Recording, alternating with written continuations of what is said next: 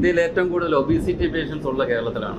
ഇന്ത്യയിൽ ഏറ്റവും കൂടുതൽ ഡയബറ്റീസ് ഉള്ളത് കേരളത്തിലാണ്. ഇന്ത്യയിൽ ഏറ്റവും കൂടുതൽ ക്യാൻസർ ഉള്ളത് കേരളത്തിലാണ്. തെക്കൻ കേരളത്തിലെ ക്യാൻസറിൻ്റെ പാറ്റേൺ അല്ല വടക്കൻ കേരളത്തിലുള്ളത്. പൊറോട്ടോ നിശ്ചയമായും ക്യാൻസറോജനിക്കാണ്. തീരദേശങ്ങളിലാണ് കൂടുതലും നമ്മുടെ ഏരിയയിൽ ക്യാൻസറുകൾ കണ്ടുവരുന്നത്. സിഗരറ്റിൻ്റെ കാര്യം തന്നെ എടുത്തു നോക്കുന്നത് അതിനെക്കാട്ടി മാരകമായിട്ടുള്ളൊരു ഇതാണ് അത് പൊതിയുന്ന പേപ്പറിൻ്റെ സ്മോക്ക് എന്ന് പറയുന്നത്. 40 വയസ്സ് കഴിഞ്ഞു കഴിഞ്ഞാൽ ഒരു കൊളോണിക് ക്യാൻസർ സ്ക്രീനിങ് എങ്കിലും ചെയ്തിരിക്കണം. നമ്മുടെ ധാരണ പച്ചറകളെല്ലാം നല്ലതാണ്. അത് വളരെ തെറ്റായ ധാരണകളാണ്. ഇവൻ കീമോതെറാപ്പി കൊണ്ട് കംപ്ലീറ്റ്ലി ക്യൂർ ആക്കുന്ന ക്യാൻസർ, അല്ലെങ്കിൽ യുവരാജ് ഇപ്പോഴും ജീവിച്ചിരിക്കില്ലല്ലോ.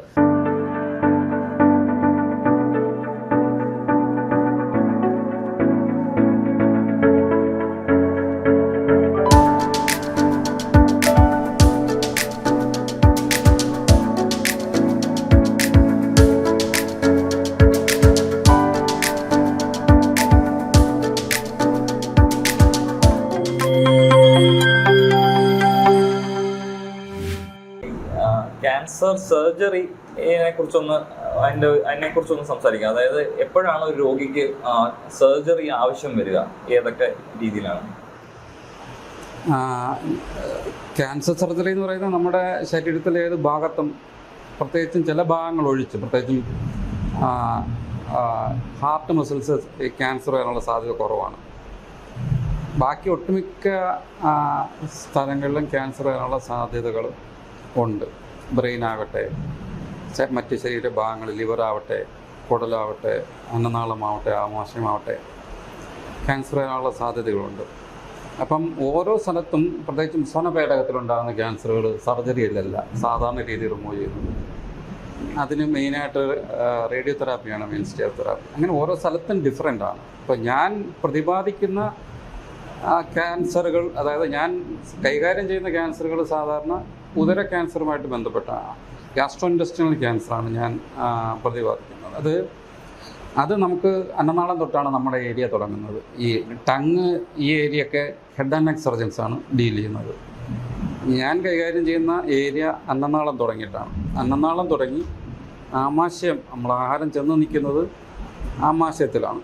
ആമാശയത്തിൽ ചെന്ന് നിൽക്കുന്ന ആഹാരം ഏകദേശം 4 മണിക്കൂറോളം അവിടെ നിന്നതിന് ശേഷം അതിനൊരു കൈം രൂപത്തിൽ അല്ലെങ്കിൽ കുഴമ്പ് പരുവത്തിലാക്കി ചെറുകുടലിലോട്ട് കടത്തിവിടുകയാണ് ചെയ്യുന്നത്. ആ ചെറുകുടലിൻ്റെ ആദ്യ ഭാഗത്ത് വെച്ചിട്ട് പിത്തരസം അവിടെ വന്ന് ഒഴുകി ചേരുന്നു. ആഗ്നേയഗ്രന്ഥിയിൽ നിന്ന് അല്ലെങ്കിൽ പാങ്ക്രിയാസ് നിന്ന് ഡൈജസ്റ്റീവ് ജ്യൂസ് അവിടെ വന്ന് ചേരുന്നു.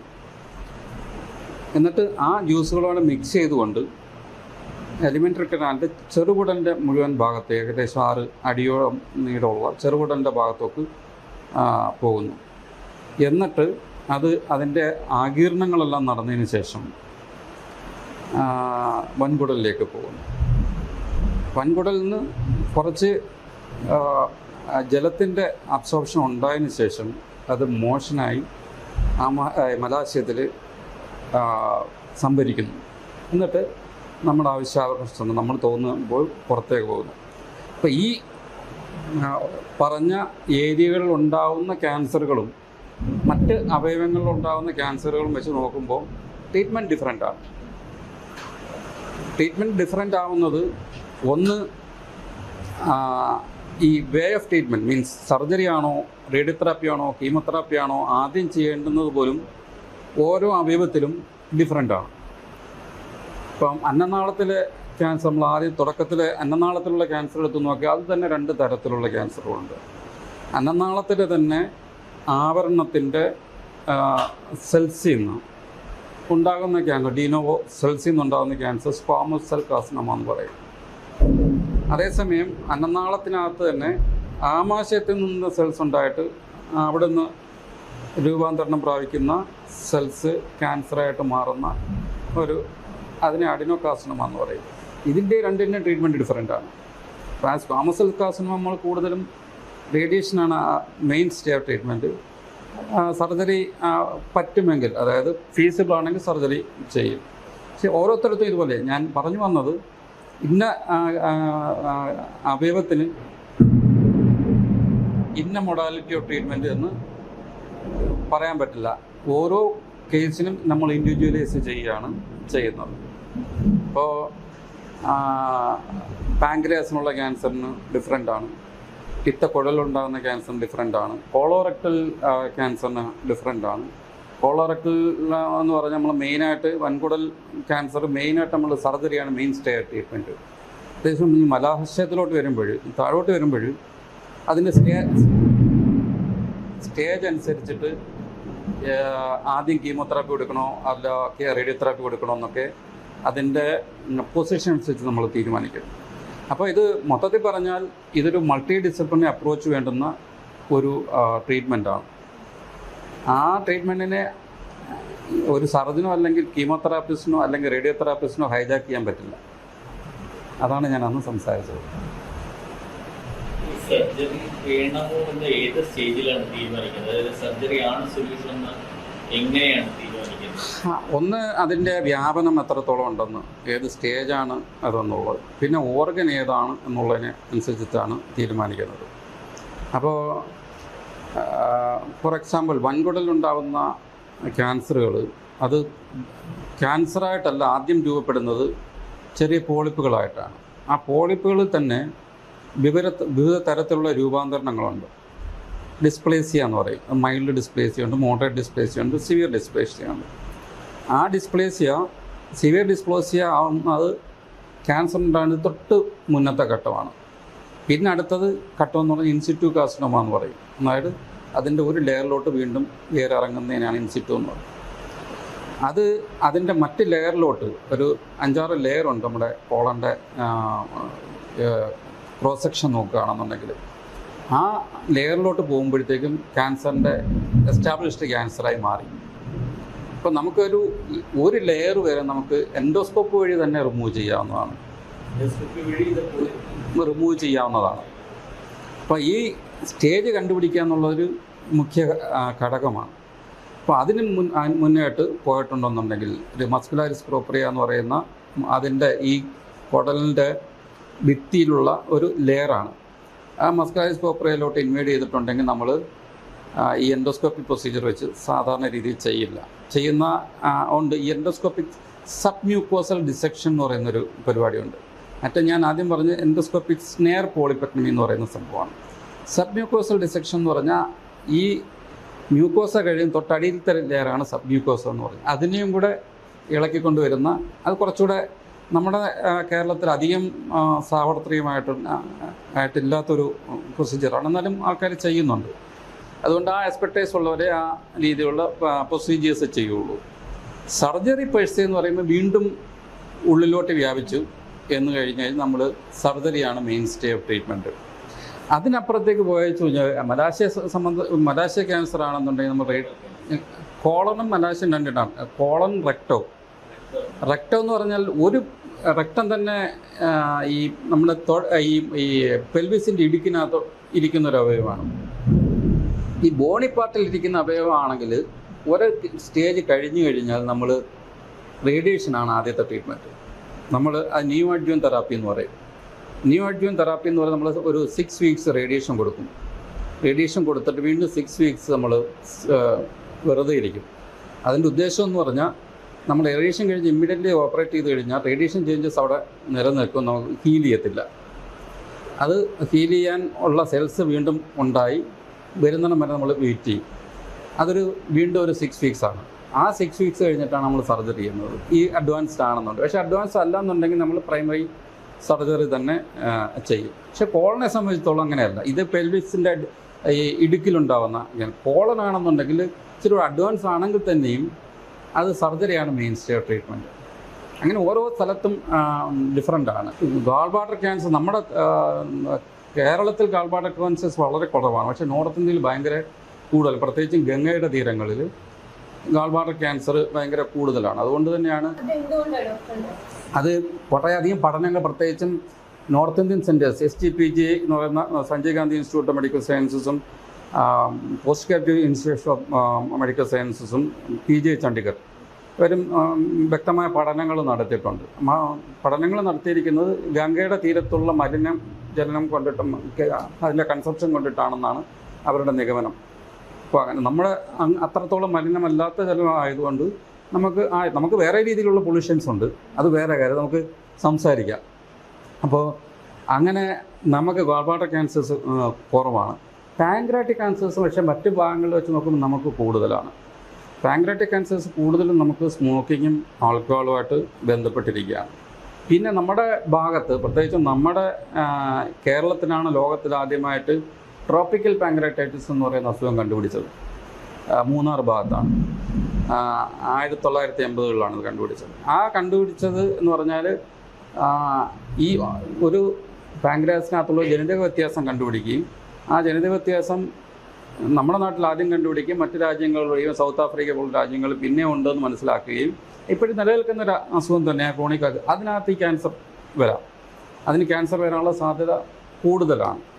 അതിന് സത്യം പറഞ്ഞാൽ ആദ്യത്തെ ഒരു തിയറി ഉണ്ടായിരുന്നു എന്ന് പറഞ്ഞാൽ ഈ ടപ്പിയോക്ക കൂടുതൽ കസാവയുടെ കൺസപ്ഷൻ കൂടുതലായതുകൊണ്ടിട്ടാണ് നമുക്ക് ഈ ഏരിയയിൽ കൂടുതലുണ്ടാകുന്ന. ആദ്യം കുറേ ഈ 80-കളിലൊരു തിയറി ഉണ്ടായിരുന്നു. അതൊക്കെ പൊളിച്ചു, അത് ഡിസ്പ്രൂവ് ചെയ്തു അങ്ങനെ അല്ല എന്നുള്ളത്. പക്ഷേ നമ്മൾ കണ്ടുപിടിക്കാത്ത കുറച്ച് ഏരിയാസ് ഉണ്ട്. അതായത് തീരദേശങ്ങളിലാണ് കൂടുതലും നമ്മുടെ ഏരിയയിൽ ക്യാൻസറുകൾ കണ്ടുവരുന്നത്. പാൻക്രിയാറ്റിക് ക്യാൻസർ ആവട്ടെ, സ്റ്റൊമക് ക്യാൻസർ ആവട്ടെ, കോളോറക്ടൽ ക്യാൻസർ ആവട്ടെ, കൂടുതലും അത് എൻ്റെ 10-25 വർഷത്തെ എക്സ്പീരിയൻസ് കൊണ്ട് ഞാൻ പറയുന്നതാണ്. പഠനങ്ങളില്ലാത്തതിൻ്റെ റീസൺ ഞാൻ വീണ്ടും സംസാരിക്കാം. നമ്മുടെ രാജ്യത്ത് സാധാരണ രീതിയിൽ ഇങ്ങനെയുള്ള ഡിസീസസിൻ്റെ സോഴ്സ് അല്ലെങ്കിൽ കാരണം കണ്ടുപിടിക്കാനുള്ള മെക്കാനിസംസോ റിസർച്ചുകളോ നടക്കുന്നില്ല എന്നുള്ളതാണ് വാസ്തവം. അത് നമുക്കൊരു റിസർച്ച് വിങ്ങുണ്ട്, ICMR എന്ന് പറഞ്ഞ വിങ്ങുണ്ട്, ഇന്ത്യ ഗവൺമെൻറ് വിഭാവനം ചെയ്തിരിക്കുന്ന വിങ്ങുണ്ട്. നമുക്ക് റീജിയണൽ സ്ഥാപനങ്ങളുണ്ട്, ലൈക്ക് റീജിയണൽ ക്യാൻസർ സെൻറ്റർ പോലുള്ള സ്ഥാപനങ്ങളുണ്ട്. അവരുടെ പരിമിതി കൊണ്ടിട്ടാണോ എന്താണോന്ന് അറിയത്തില്ല, നമുക്ക് ഇങ്ങനെയുള്ള ഈ എന്തുകൊണ്ട് ഇതുണ്ടാവുന്നു, എന്തുകൊണ്ട് ഈ തീരദേശങ്ങൾ, എന്തുകൊണ്ട് ഇത് ആദ്യം നമ്മൾ കണ്ടുപിടിച്ചു, ഇതൊന്നും നമ്മൾ തീക്ഷ്ണമായിട്ട് പരിശോധിച്ചിട്ടില്ല. നമ്മൾ കൂടുതൽ റിസർച്ച് ചെയ്തിട്ടില്ല, അതിനകത്ത് മെനക്കെട്ടിട്ടില്ല. നമ്മൾ വരുന്ന രോഗി ചികിത്സിക്കുന്നതിനപ്പുറത്തേക്കുള്ളൊരു റിസർച്ച് നമ്മുടെ ഭാഗത്തുനിന്നും ഉണ്ടാവുന്നില്ല.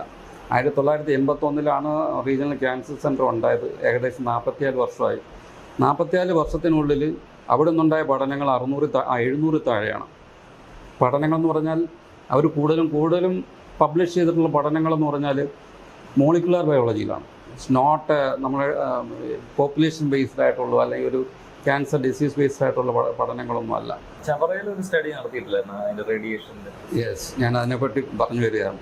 ചവറ എൻ്റെ സ്ഥലമാണ്, എൻ്റെ നാടാണ്. അവിടെയാണ് ഇന്ത്യൻ റെയർ എർത്ത്സ് ഉള്ളത്, ടൈറ്റാനിയം ഫാക്ടറി ഉള്ളത്. നോക്കൂ, ഇന്ത്യയാണ് ഈ റെയർ എർത്ത്സിൽ ഏറ്റവും കൂടുതൽ റിസർവ്, അതായത് 3ാമത്തെ റിസർവായി. ചൈന കഴിഞ്ഞ് ബ്രസീൽ കഴിഞ്ഞ് ഇന്ത്യയാണ് ലോകത്ത് ഏറ്റവും കൂടുതൽ reserve in rare earth's. Rare earth's 17 മൂലകങ്ങൾ ചേരുന്ന സാധനത്തിനാണ് റെയർ എർത്ത്സ് എന്ന് പറയുന്നത്. അത് ഇനി 2 ഘടകങ്ങളായിട്ട് തിരിക്കാം. ഏറ്റവും കൂടുതൽ തോറിയം ഉൽപ്പാദിപ്പിക്കുന്നത് നമ്മൾ ഇവിടുന്നാണ്. ഈ റെയർ എർത്ത്സിൻ്റെ ഉപയോഗം നമ്മൾ ശരിക്കും എന്ന് പറഞ്ഞാൽ ഈ ശാസ്ത്രം ശിക്ഷകനാണോ രക്ഷകനാണോ എന്ന് ചോദിച്ച കണക്ക് റെയർ എർത്ത്സ് കൂടുതൽ രക്ഷകനായിട്ടുള്ള ഒരു ഫീൽഡാണ് നമ്മൾ കൂടുതൽ യൂട്ടിലൈസ് ചെയ്യുന്നത്. ഈ റെയർ എർത്ത്സ് തന്നെയാണ് ഈ അണുവായുധത്തിന് ഉപയോഗിക്കുന്നത്.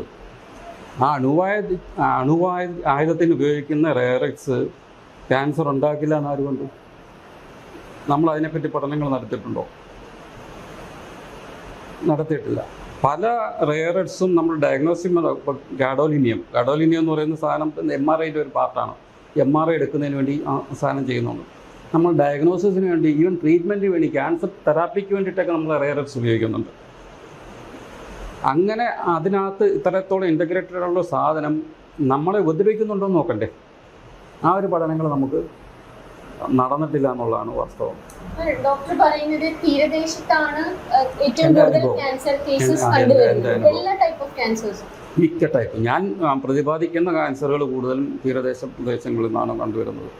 അപ്പോൾ തീരദേശം എന്ന് കൊടുക്കും. ഈ റെയർ എർത്ത്സിൻ്റെ കാര്യം മാത്രം എടുത്ത് നോക്കുകയാണെന്നുണ്ടെങ്കിൽ കേരളമുണ്ട്, ആന്ധ്രാപ്രദേശിലാണ് ഏറ്റവും കൂടുതൽ റെയർ എർത്ത്സ് ഇത് ചെയ്തിട്ടുള്ളത്. അതായത് ലോകത്തിൻ്റെ 1/3 റിസർവ് ഉണ്ടെങ്കിലും നമ്മൾ എക്സ്പോർട്ട് 1% ചൈനയാണ് ഏറ്റവും കൂടുതൽ എക്സ്പോർട്ട് ചെയ്യുന്നത്. ഇപ്പം നമ്മൾ അതിനകത്ത് ഖനനം ചെയ്യുന്നില്ല, ഖനനം ചെയ്യുന്നാൽ സേഫായിട്ട് ഖനനം ചെയ്യുന്നില്ല. ഇന്ത്യൻ എക്സ്പ്രസിൻ്റെ എൻ്റെ ഒരു ആർട്ടിക്കിളുണ്ട് റെയറസിൻ്റെ ഇത് മിസ്മാനേജ്മെൻറ്റിനെ പറ്റി. എനിക്കൊന്ന് കഴിഞ്ഞ വർഷമാണെന്നാണ് തോന്നുന്നു. അത് ഈ വർഷമാണ് മിസ്മാനേജ്മെൻറ്റിനെ പറ്റി. ഇത് അതായത് ഒരു 1/3 ഓഫ് ഇതുള്ള സ്ഥലത്ത് 1% ആണ് എക്സ്പോർട്ട് ഉള്ളത്. അതായത് ഖനനം ചെയ്ത് അതിനെ പ്യൂരിഫൈ ചെയ്ത്, ഈ പ്യൂരിഫൈ ചെയ്ത സാധനം തന്നെ നമ്മുടെ പൊള്യൂഷനിനെ ഭയങ്കരമായിട്ട് ബാധിക്കുന്നു എന്നുള്ളതാണ്. പല സ്റ്റഡീസിനകത്ത് ക്യാൻസറിന്റെ ഒരു കുഴപ്പം, ഈ സ്മോക്കിംഗ് തന്നെ ക്യാൻസർ ഉണ്ടാകുന്ന പല ലോബിയുടെ എഫക്ട് ഉണ്ടായിരിക്കും. ഒരുപാട് നാൾ എടുത്തിട്ടാണ് അതൊന്ന് കുറച്ചെങ്കിലും അതൊന്ന് എസ്റ്റാബ്ലിഷ് ചെയ്തു. ഇപ്പൊ ഈ സിഗരറ്റിന്റെ കാര്യം തന്നെ എടുത്തു നോക്കാം. നമ്മൾ ചുക്കാന്റെ ഇതിനെപ്പറ്റിയ പഠനം നടക്കുന്നത്. നമ്മൾ അതിനെക്കാട്ടി മാരകമായിട്ടുള്ളൊരു ഇതാണ് അത് പൊതിയുന്ന പേപ്പറിൻ്റെ സ്മോക്ക് എന്ന് പറയുന്നത്. അത് വലിച്ചു കയറ്റുന്നുണ്ട്. ഇപ്പം നമ്മളെന്ന് പറഞ്ഞാൽ ചിലയിടത്തൊക്കെ നമ്മൾ ലാക്കിംഗ് ആണ്, പഠനങ്ങൾ ലാക്കിംഗ് ആണ്. ഈ പേപ്പർ കത്തിക്കുമ്പോഴത്തേക്ക് ഒത്തിരിയധികം ടോക്സിക് സാധനങ്ങൾ നമ്മൾ വലിച്ചു കയറ്റുന്നുണ്ട്. ആ പേപ്പറിനെ പറ്റി നമ്മൾ ഒരിക്കലും റിസർച്ച് നടത്താറില്ല. നമ്മൾ അതിനകത്തുള്ള ഇതിനെപ്പറ്റി റിസർച്ച് നടത്താറില്ല. ഇത് സാധാ പേപ്പർ, നമ്മുടെ സാധാ സിഗരറ്റിൻ്റെ പേപ്പറിൻ്റെ കാര്യമാണ്. സ്റ്റൊമക് ക്യാൻസറിന്റെ കാര്യം പറഞ്ഞിട്ടുണ്ട്. ഏത് ഓർഗനെയാണ് എക്സാക്ട്ലി ഇത് അഫക്ട് ചെയ്യുന്നത്?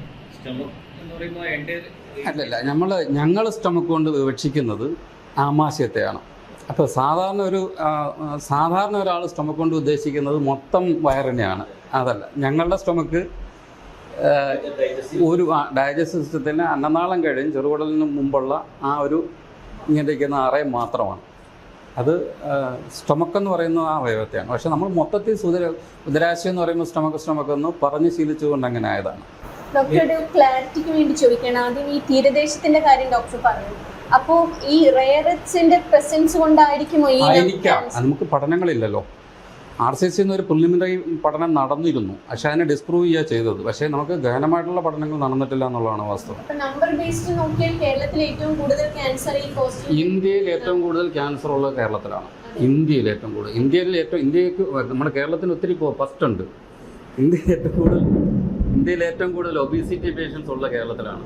ഇന്ത്യയിൽ ഏറ്റവും കൂടുതൽ ഡയബറ്റീസ് ഉള്ളത് കേരളത്തിലാണ്. ഇന്ത്യയിൽ ഏറ്റവും കൂടുതൽ ക്യാൻസർ ഉള്ളത് കേരളത്തിലാണ്. അപ്പോൾ ഇതിനകത്തെല്ലാം നമുക്ക് ഫസ്റ്റാണ്. നോക്കൂ, നമ്മൾ ഒരു 25 വർഷത്തിന് മുമ്പ് ഇതേപോലൊരു ഇൻ്റർവ്യൂ എടുക്കുകയാണെങ്കിൽ നമ്മൾ കൂടുതലും ചർച്ച ചെയ്യുന്നത് ഏറ്റവും കൂടുതൽ ചർച്ച ചെയ്യുന്നത് മാൽന്യൂട്രിഷൻ ഇതിനെപ്പറ്റിയൊക്കെയാണ്. ഇത് പിന്നെ പോഷണക്കുറവ് ഇല്ലേ, നമ്മുടെ ആകാശവാണിയിലൊക്കെ ചർച്ച ചെയ്തുകൊണ്ടിരുന്നത് അതല്ലായിരുന്നു. പക്ഷേ ഈ 10-25 വർഷം കൊണ്ടുണ്ടായിരുന്ന മാറ്റം എന്ന് പറഞ്ഞാൽ ഇപ്പം നമ്മൾ ചർച്ച ചെയ്യുന്നത് ഒബീസിറ്റിയെ പറ്റിയാണ്. ഇപ്പം നമ്മൾ മാൽന്യൂട്രീഷനെ പറ്റി ചർച്ച ചെയ്യുന്നത്. അപ്പോൾ 25 വർഷം കൊണ്ട് ഭയങ്കര മാറ്റങ്ങൾ നമ്മൾ ലൈഫ് സ്റ്റൈലിൽ ഉണ്ടായിട്ടുണ്ട്. ആ ലൈഫ് സ്റ്റൈൽ മാറ്റങ്ങളും ഇതിനൊരു കാരണമാണ്. ഒബീസിറ്റി കൊണ്ട് ക്യാൻസറുകൾ ഉണ്ടാകും. ഒബീസിറ്റി കൊണ്ട് മസ്തിഷ്ക ക്യാൻസർ ഉണ്ടാകാം, അന്നനാളത്തിൽ ക്യാൻസർ ഉണ്ടാകാം, ആമാശയത്തിൽ ക്യാൻസർ ഉണ്ടാകും, പാങ്ക്രിയാസിൽ ക്യാൻസർ ഉണ്ടാകും, ഓവറിയിൽ ക്യാൻസർ ഉണ്ടാകും. ആ ഒബീസിറ്റി തന്നെ ക്യാൻസറിന് കാരണമാകുന്നു എന്നുള്ളതാണ്. മനസ്സിലായില്ലേ? അപ്പം നമ്മൾ ഡയബറ്റീസ് എടുത്ത് നോക്കുകയാണെന്നുണ്ടെങ്കിൽ 15% ആൾക്കാരെ ഉള്ളൂ നോർമൽ വെയ്റ്റ് ഡയബറ്റീസ്. 85% ആൾക്കാരും ഓവർ വെയ്റ്റ് ഡയബറ്റീസ് ആണ്. അപ്പോൾ ഇതിനെല്ലാം ലൈഫ് സ്റ്റൈലാണ് കാരണമായത്. നമ്മുടെ വണ്ണം കൂടുന്നതൊക്കെയാണ് കാരണമാകുന്നത് ആണ്. ഈവൻ ഇതുപോലും ക്യാൻസർ പോലും ഹെറിഡിറ്ററി ആണ്. 10% ക്യാൻസർ ഹെറിഡിറ്ററി ആയിട്ടുള്ളൂ. പക്ഷേ 90% നമ്മുടെ ലൈഫ് സ്റ്റൈലാണ്. ലൈഫ് സ്റ്റൈൽ എൻവയോൺമെൻറ്റ് ഫാക്ടേഴ്സുമാണ്. ഞാൻ അങ്ങനെ ലൈഫ് സ്റ്റൈൽ മാത്രമാണെന്ന് ഞാൻ പറഞ്ഞില്ല. ഞാൻ പറഞ്ഞത് ലൈഫ് സ്റ്റൈൽ ഒരു കാരണമാണ്, നമ്മുടെ ഫുഡ് ഹാബിറ്റ്സ് കാരണമാണ്, നമ്മുടെ എൻവയോൺമെൻറ്റിൽ ഉണ്ടാകുന്ന പൊള്യൂഷൻസ് ഒരു കാരണമാണ്. നമുക്ക് ക്യാൻസറിൻ്റെ മൊത്തത്തിലെടുത്ത് നോക്കുകയാണെങ്കിൽ 10% ക്യാൻസറുകൾ മാത്രമാണ് അച്ഛനമ്മമാരിൽ നിന്നും അല്ലെങ്കിൽ ഫാമിലിയിൽ നിന്നും. നമുക്ക് ഞങ്ങളുടെ ഏരിയയിൽ കൂടുതൽ നോക്കുമ്പോൾ ഹെറിഡിറ്ററി പോളിപ്പോസിസ് എന്ന് പറഞ്ഞൊരു അസുഖമുണ്ട്. അതായത് കോളറക്ടൽ ക്യാൻസർ തന്നെ അഗെയിൻ. അത് മുകളിലത്തെ തലമുറയ്ക്ക് വന്നിട്ടുണ്ടെങ്കിൽ താഴെ തലമുറയ്ക്ക് വന്നിരിക്കും. അപ്പോൾ നമ്മൾ ചെയ്യുന്ന കൊച്ചിലെ തന്നെ അവരുടെ അഡോളസൻ്റ് ഏജിൽ തന്നെ അവരെ സ്ക്രീൻ ചെയ്തിട്ട് ഈ സാധനം ഉണ്ടോ എന്ന്, പോളിപ്പോസിസ് ഉണ്ടോ എന്ന് നോക്കും. കോളറക്ടൽ ക്യാൻസർ അതിനെ സ്ക്രീൻ ചെയ്തിട്ട് അവർക്ക് ട്രീറ്റ്മെൻറ്റ് ഒന്നേ ഉള്ളൂ, ആ കോളം കംപ്ലീറ്റ് ആയിട്ട് എടുത്ത് കളയുക. അതിലൊരു സ്റ്റിഗ്മയും ഇല്ലേ ഇപ്പോൾ മാറി? അതായത് ഈ മറ്റേ കോളൻ ബാഗ് വയ്ക്കുന്ന കോളനോസ്കോപ്പി ഉണ്ട് അത് ഇപ്പോൾ ഞാൻ അതായത് സ്റ്റിമ്മ ഉണ്ട്. ഇപ്പം നമ്മുടെ ഈ ലാപ്രോസ്കോപ്പി സർജറിയുടെ കൂടുതൽ ഉപയോഗത്തോടു കൂടി അതിൻ്റെ ഒരു എണ്ണം കുറഞ്ഞിട്ടുണ്ട്. അത് കൊളോസ്റ്റമി വാഗ് വെക്കേണ്ട നമ്പറുകൾ കുറഞ്ഞിട്ടുണ്ട്. റീസൺ എന്ന് പറഞ്ഞാൽ നമ്മൾ ഈ മലാശയ ക്യാൻസർ ഉണ്ടാകുന്നത് പെൽവിസിനകത്തുള്ള ആ ഒരു ബോണി കേജിലാണെന്ന് ഞാൻ പറഞ്ഞു. അവിടെ കൈ കടത്തി ഓപ്പറേറ്റ് ചെയ്ത് വിഷ്വലൈസ് ചെയ്ത് ചെയ്യാനുള്ള പ്രയാസങ്ങൾ നേരത്തെ ഉണ്ടായിരുന്നു. ഇപ്പോൾ ഈ ലാപ്രോസ്കോപ്പി എന്ന് പറയുന്നത് 1 സെൻറ്റിമീറ്റർ മാത്രം വലിപ്പമുള്ള ക്യാമറയെ അകത്ത് കിടത്തി ആ ക്യാമറയുടെ സഹായത്തോടെ സ്ക്രീനിൽ നോക്കി 0.5 സെൻറ്റിമീറ്റർ മാത്രം വലിപ്പമുള്ള ഈ ഉപകരണങ്ങളെ വെച്ചിട്ട് സ്ക്രീനിൽ നോക്കിയാണ് നമ്മൾ ചെയ്യുന്നത്. അപ്പോൾ നമുക്ക് കൂടുതൽ വ്യക്തതയോടുകൂടി അത് എടുത്തു മാറ്റാൻ പറ്റും. എടുത്തു മാറ്റിയിട്ട് അവിടുത്തെ മസിൽസിനെ, നമ്മൾ സാധാരണ ഇത് കൊളോസ്റ്റമി ചെയ്യുന്നതെന്ന് പറഞ്ഞാൽ ആ മസിൽസിനെ, നമ്മൾ മലം മുറിക്കുന്ന മസിൽസിനെ സാക്രിഫൈസ് ചെയ്യേണ്ടി വരുന്ന സന്ദർഭത്തിലാണ്. ആ സാക്രിഫൈസ് ചെയ്യാതെ എന്നാൽ ഈ റെക്ടൽ ക്യാൻസർ കംപ്ലീറ്റ് ആയിട്ട് മാറുകയും ചെയ്യണം. നമുക്ക് തന്നിട്ടുള്ള മാർജിൻ എന്ന് പറഞ്ഞാൽ 2 സെൻറ്റിമീറ്റർ മാത്രമാണ്. അതായത് 2 സെൻറ്റിമീറ്ററിന് ഇപ്പുറത്തേക്ക് ഒരു ക്യാൻസർ വ്യാപിച്ചിട്ടുണ്ടെന്നുണ്ടെങ്കിൽ, അതായത് ഈ സ്പിങ്ഡേഴ്സ്, മലം മുറിക്കുന്ന മസിൽസിനെയാണ് സ്പിങ്ഡേഴ്സ് എന്ന് പറയുന്നത്, പേശികളാണ്. ആ പേശികൾക്ക് 2 സെൻറ്റിമീറ്റർ എങ്കിലും ഉണ്ടെങ്കിൽ നമ്മൾ അവിടെ വെച്ച് കട്ട് ചെയ്തിട്ട് ഈ പേശികളിരിക്കുന്ന റെക്ടൽ വാൾവായിട്ട് കണക്ട് ചെയ്യാൻ പറ്റുള്ളൂ. അതിലും താഴെയാണെന്നുണ്ടെങ്കിൽ പ്രയാസകരമാണ്. പക്ഷേ ഈ കീഹോൾ സർജറിയുടെ ആവിർഭാവത്തോടുകൂടി ഈ ഏരിയകളൊക്കെ വളരെ വ്യക്തമായിട്ട് കാണാവുന്ന ഒരു സാധ്യത വന്നതോടുകൂടി ഈ ട്യൂമറിനെ ഒരു വശത്തോട്ട് മാറ്റി, ഈവൻ റെക്ടൽ വാളിനെ തന്നെ സ്പ്ലിറ്റ് ചെയ്ത് മാറ്റി അവിടെ കൊണ്ടുവന്ന് കണക്ട് ചെയ്യുന്ന അവസ്ഥയിലോട്ട് കാര്യങ്ങൾ എത്തിച്ചിട്ടുണ്ട്. പക്ഷേ അതിനൊരു ഈ ടെക്നിക്കിൻ്റെ അല്ലെങ്കിൽ ടെക്നോളജിയുടെ പാർട്ട് മാത്രമല്ല, അതിന് വൈദഗ്ധ്യവും ആവശ്യമാണ്. കേരളത്തിലെ ഏറ്റവും കൂടുതൽ ക്യാൻസർ എന്ന് പറഞ്ഞാൽ ഏത് ടൈപ്പ് ഓഫ് ക്യാൻസർ ആണ് ഏറ്റവും കൂടുതൽ? ഇവിടെ ബ്രസ്റ്റ് ക്യാൻസർ കൂടുതലായിട്ട് കൂടുതലുണ്ട്. ഒവേറിയൻ ക്യാൻസേഴ്സ്, യൂട്രസ് സംബന്ധമായിട്ടുള്ള ക്യാൻസർ, അതുപോലെ തന്നെ കോളറക്ടൽ ക്യാൻസർ. ഇപ്പോൾ ഞാൻ കോളറക്ടൽ ക്യാൻസർ എടുത്തു നോക്കുകയാണെങ്കിൽ തെക്കേ ഇന്ത്യയിൽ കൂടുതലാണ്. വടക്കേ ഇന്ത്യ വെച്ച് നോക്കുമ്പോൾ ഇപ്പം നമ്മൾ ചെയ്യുന്ന പ്രൊസീജിയേഴ്സ് എണ്ണം വെച്ച് നമുക്ക് കമ്പയർ ചെയ്യാം. ഇപ്പം ഡൽഹിയിലുള്ള ഒരു സർജനുമായിട്ട് നമുക്ക് എപ്പോഴും കമ്മ്യൂണിക്കേഷൻ ഉണ്ട്. അവിടുത്തെ മിക്കവാറും എല്ലാ കമ്മ്യൂണിറ്റിയായിട്ട് നമുക്ക് കമ്മ്യൂണിക്കേഷൻ ഉണ്ട്. അവരൊന്നും ചെയ്യാത്തത്രയും നമ്പറാണ് നമ്മൾ ചെയ്യുന്നത്. അത് എൻ്റെ മാത്രമല്ല, തെക്കൻ കേരളത്തിൽ വർക്ക് ചെയ്യുന്ന മിക്കവാറും നമ്മുടെ ഫീൽഡ് വർക്ക് ചെയ്യുന്നവരുടെ ഇതാണ്. അവർ ചെയ്യുന്നതിൻ്റെ ഒരു 10 ഇരട്ടിയോ 20 ഇരട്ടിയോ നമ്പറാണ് നമ്മൾ ചെയ്യുന്നത്. അപ്പോൾ ഈ കൊളറക്ടൽ ക്യാൻസർ കേരളത്തിലാണ് കൂടുതലെന്ന് നിസ്സംശയം പറയാം. ഈ ക്യാൻസറിന്റെ കേസിൽ പലപ്പോഴും ഹെൽത്ത് എല്ലാ ഡോക്ടേഴ്സ് എല്ലാം അഡ്വൈസ് ചെയ്യുന്നുണ്ട് ആഫ്റ്റർ എൻ ഏജ് നമ്മൾ ഒരു സ്ക്രീനിങ് ചെയ്യണമെന്ന്. ജിഐയുടെ കേസിൽ ക്യാൻസേഴ്സ് വരുമ്പോൾ അതെങ്ങനെയാണ് ഡോക്ടർ പറയുന്നത്? അതായത് ജപ്പാൻ, കൊറിയ രാജ്യങ്ങളിലൊക്കെ ക്യാൻസറുകൾ നാഷണൽ ഡിസീസായിട്ട് പ്രഖ്യാപിച്ചിട്ടുണ്ട്. ഇപ്പോൾ ഈ ജപ്പാനിലാണെന്നുണ്ടെങ്കിൽ സ്റ്റൊമക് ക്യാൻസർ അവരുടെ നാഷണൽ ഡിസീസാണ്. അപ്പോൾ അവിടെ ഈ ഇൻഷുറൻസ് സംവിധാനങ്ങൾ 100% അവർക്ക് സൗജന്യമായിട്ടുള്ള എൻഡോസ്കോപ്പി സാധ്യതകളുണ്ട്. അവിടുത്തെ എന്ന് പറഞ്ഞാൽ ഓരോ വർഷവും എൻഡോസ്കോപ്പി ചെയ്തിരിക്കണമെന്നാണ്. അവർ ഫ്രീ ആയിട്ട് ചെയ്യുന്നതാണ്, ഗവൺമെൻറ് തലത്തിൽ ഉണ്ടാകുന്ന ഡിസിഷൻസാണ്. കൊറിയയിലും ഇതുപോലെ കൊളറക്ടൽ ക്യാൻസർ അവിടുത്തെ ഡിസീസാണ്. അവർ കൊളോണോസ്കോപ്പി മസ്റ്റായിട്ട് ചെയ്തിരിക്കണമെന്നാണ്. നമ്മൾ 140 കോടി ജനമുള്ള സ്ഥലത്ത് എല്ലാവർക്കും കൊളോണോസ്കോപ്പി അല്ലെങ്കിൽ എൻഡോസ്കോപ്പി ചെയ്യുക എന്ന് പറയുന്നത് നടപ്പുള്ള കാര്യമല്ല. അത് ഫോഴ്സിബിളി ഇംപ്ലിമെൻറ്റ് ചെയ്താൽ പോലും നടക്കില്ല. നമുക്കൊരു നാഷണൽ ഡിസീസ് എന്ന് പറയുന്നൊരു ഡിസീസ് ഇല്ലതാണ്. നമുക്കൊരു CS സ്റ്റൊമക് എന്ന് പറയുന്നു, അല്ലെങ്കിൽ കൊളറക്ടൽ ക്യാൻസർ എന്ന് പറയുന്നത് ഒരു ഡിസീസായിട്ട് നമ്മൾ പ്രഖ്യാപിച്ചിട്ടില്ല. അതുകൊണ്ട് ഞങ്ങൾ ഈ ഫീൽഡിൽ നിൽക്കുന്ന ആൾക്കാർ പറയുന്നത് 40 വയസ്സ് കഴിഞ്ഞു കഴിഞ്ഞാൽ ഒരു കൊളോണിക് ക്യാൻസർ സ്ക്രീനിങ് എങ്കിലും ചെയ്തിരിക്കണം. സാധാരണ 40 വയസ്സിന് ശേഷമാണ് ഇത് പ്രത്യക്ഷപ്പെടുക. അതുകൊണ്ട് ഒരു പ്രാവശ്യം 40 വയസ്സിന് ശേഷം ഒരു പ്രാവശ്യമെങ്കിലും കൊളോണിക് ക്യാൻസറിന് വേണ്ടിയിട്ട് ഒരു സ്ക്രീനിങ് വിത്ത് കൊളോണോസ്കോപ്പി ചെയ്യും, ഒരു പ്രാവശ്യമെങ്കിലും. പിന്നെ അതിനകത്ത് പോളിപ്പുകളോ എന്തെങ്കിലും ഉണ്ടെന്നുണ്ടെങ്കിൽ ആനുവലി ചെയ്യണം. ഡോക്ടർ, ഇൻറ്റെസ്റ്റൈനൽ ക്യാൻസർ ആണെങ്കിലും കൊളോൺ ക്യാൻസർ ആണെങ്കിലും ഇതെല്ലാം ഫുഡ് ഹാബിറ്റ്സുമായിട്ട് ഡയറക്ട്ലി കണക്റ്റഡ് ആണ്.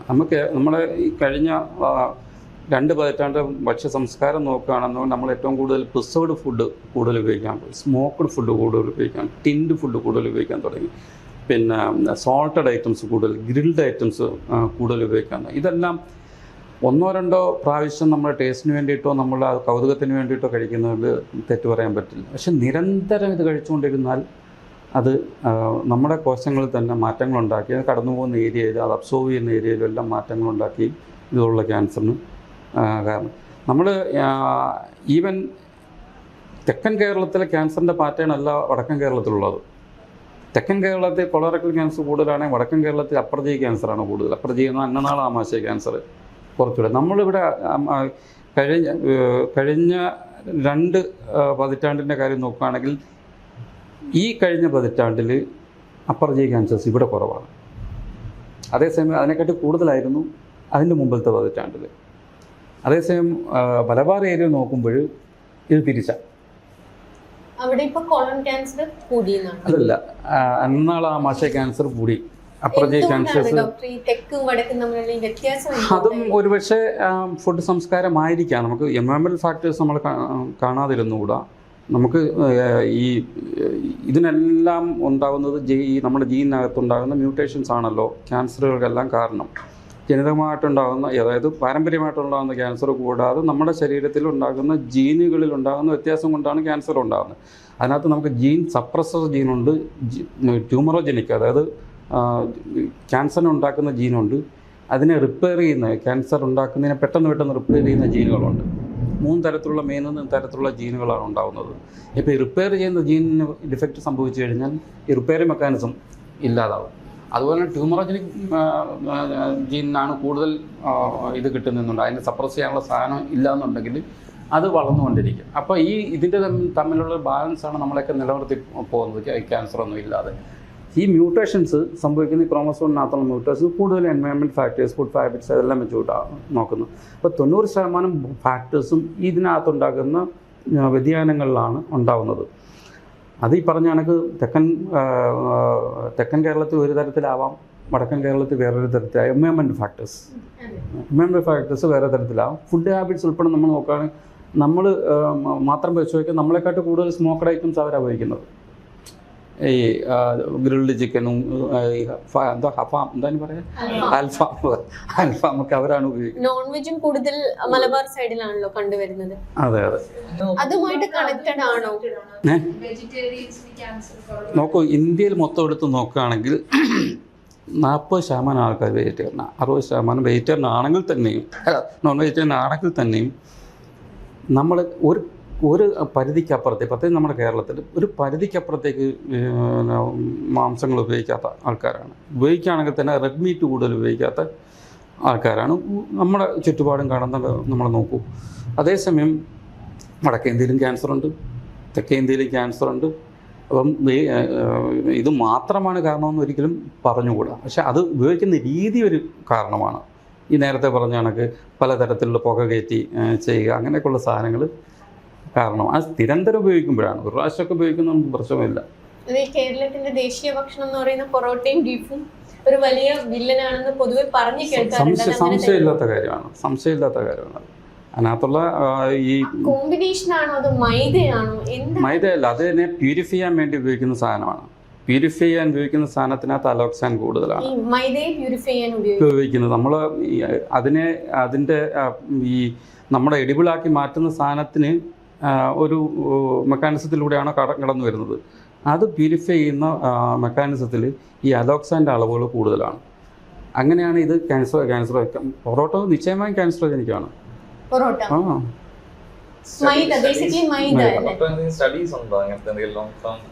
ഇതിനകത്തുനിന്ന് ക്യാൻസറോജനിക് കമ്പോണൻസ് ഉണ്ടെന്ന് പറഞ്ഞ സ്റ്റഡീസ് ഉണ്ട്. അല്ലാതെ ഇത്ര പൊറോട്ട കഴിക്കുന്നവർ ഇത്ര അങ്ങനെ ഇല്ല.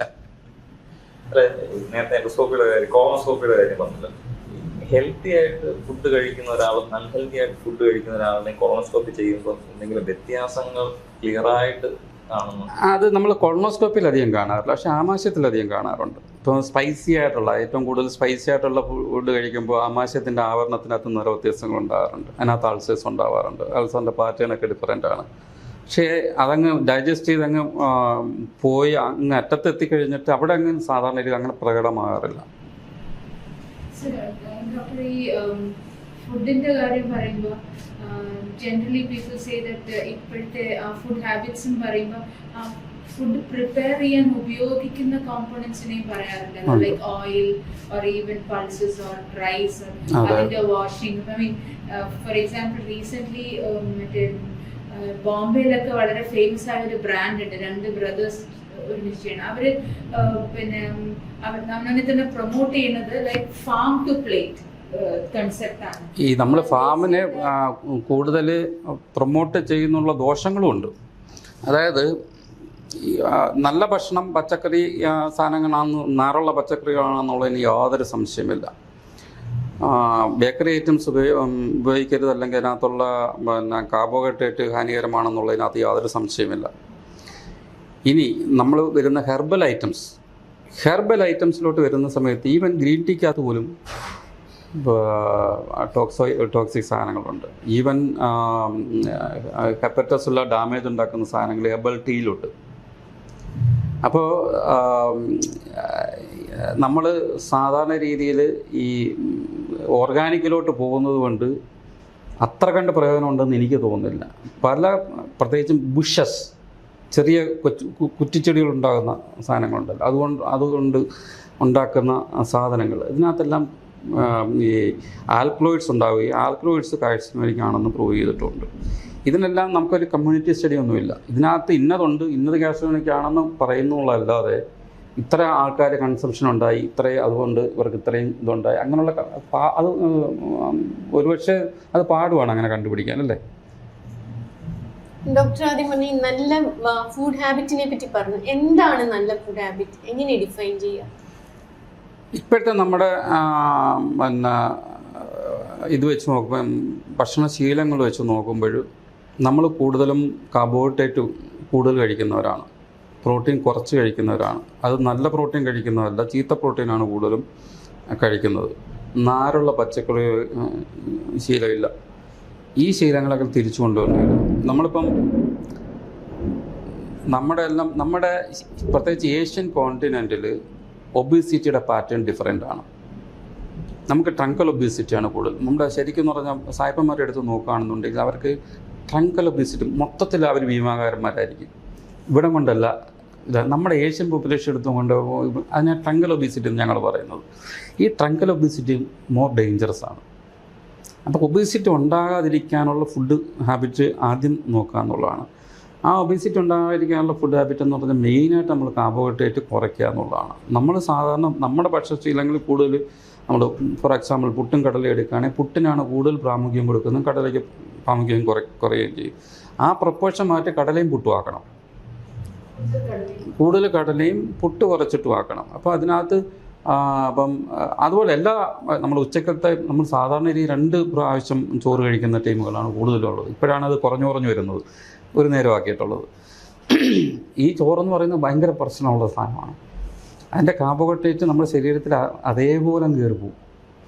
അതേപോലെ കയറിപ്പോയി നമ്മൾ ഈ പറഞ്ഞ കണക്ക് ട്രങ്കൽ ഒബീസിറ്റിയും ലിവറിനകത്ത് ഫാറ്റി ലിവറും ഒക്കെ ആയിട്ട് അടിഞ്ഞ് ഇതെല്ലാം ഈ കാർബോഹൈഡ്രേറ്റായിട്ട് അല്ല സ്റ്റോർ ചെയ്യുന്നത്. നമുക്ക് കാർബോഹൈഡ്രേറ്റിൻ്റെ ഉപയോഗങ്ങളുണ്ട്. നമ്മൾ തലച്ചോറിൻ്റെ പ്രവർത്തിക്കുന്നത് കാർബോഹൈഡ്രേറ്റ് മാത്രം കൊണ്ടിട്ടാണ്. അവിടെ പ്രോട്ടീനോ കാര്യങ്ങളൊന്നും ഇല്ല, കാർബോഹൈഡ്രേറ്റ് മാത്രമാണ് എനർജി സോഴ്സ് എന്ന് പറയുന്നത്. ഇതെല്ലാം പ്രവർത്തിക്കും കാർബോഹൈഡ്രേറ്റ് ആവശ്യമാണ്. ഇനി നിങ്ങൾ കാർബോഹൈഡ്രേറ്റ് കഴിച്ചില്ല തന്നെ നിയോ ഗ്ലൂക്കോജനസിസ് എന്ന് പറയുന്ന മെക്കാനിസം ഉണ്ട് ലിവറിനകത്ത്. അതായത് നമുക്ക് സപ്ലൈ കിട്ടിയില്ലെങ്കിൽ പോലും അതിനകത്ത് കാർബോഹൈഡ്രേറ്റ് ഉണ്ടായിക്കൊണ്ടിരിക്കും. അതുകൊണ്ട് നിങ്ങൾ കാർബോഹൈഡ്രേറ്റ് കഴിക്കണമെന്ന് നിർബന്ധമില്ല. മനസ്സിലായില്ലേ?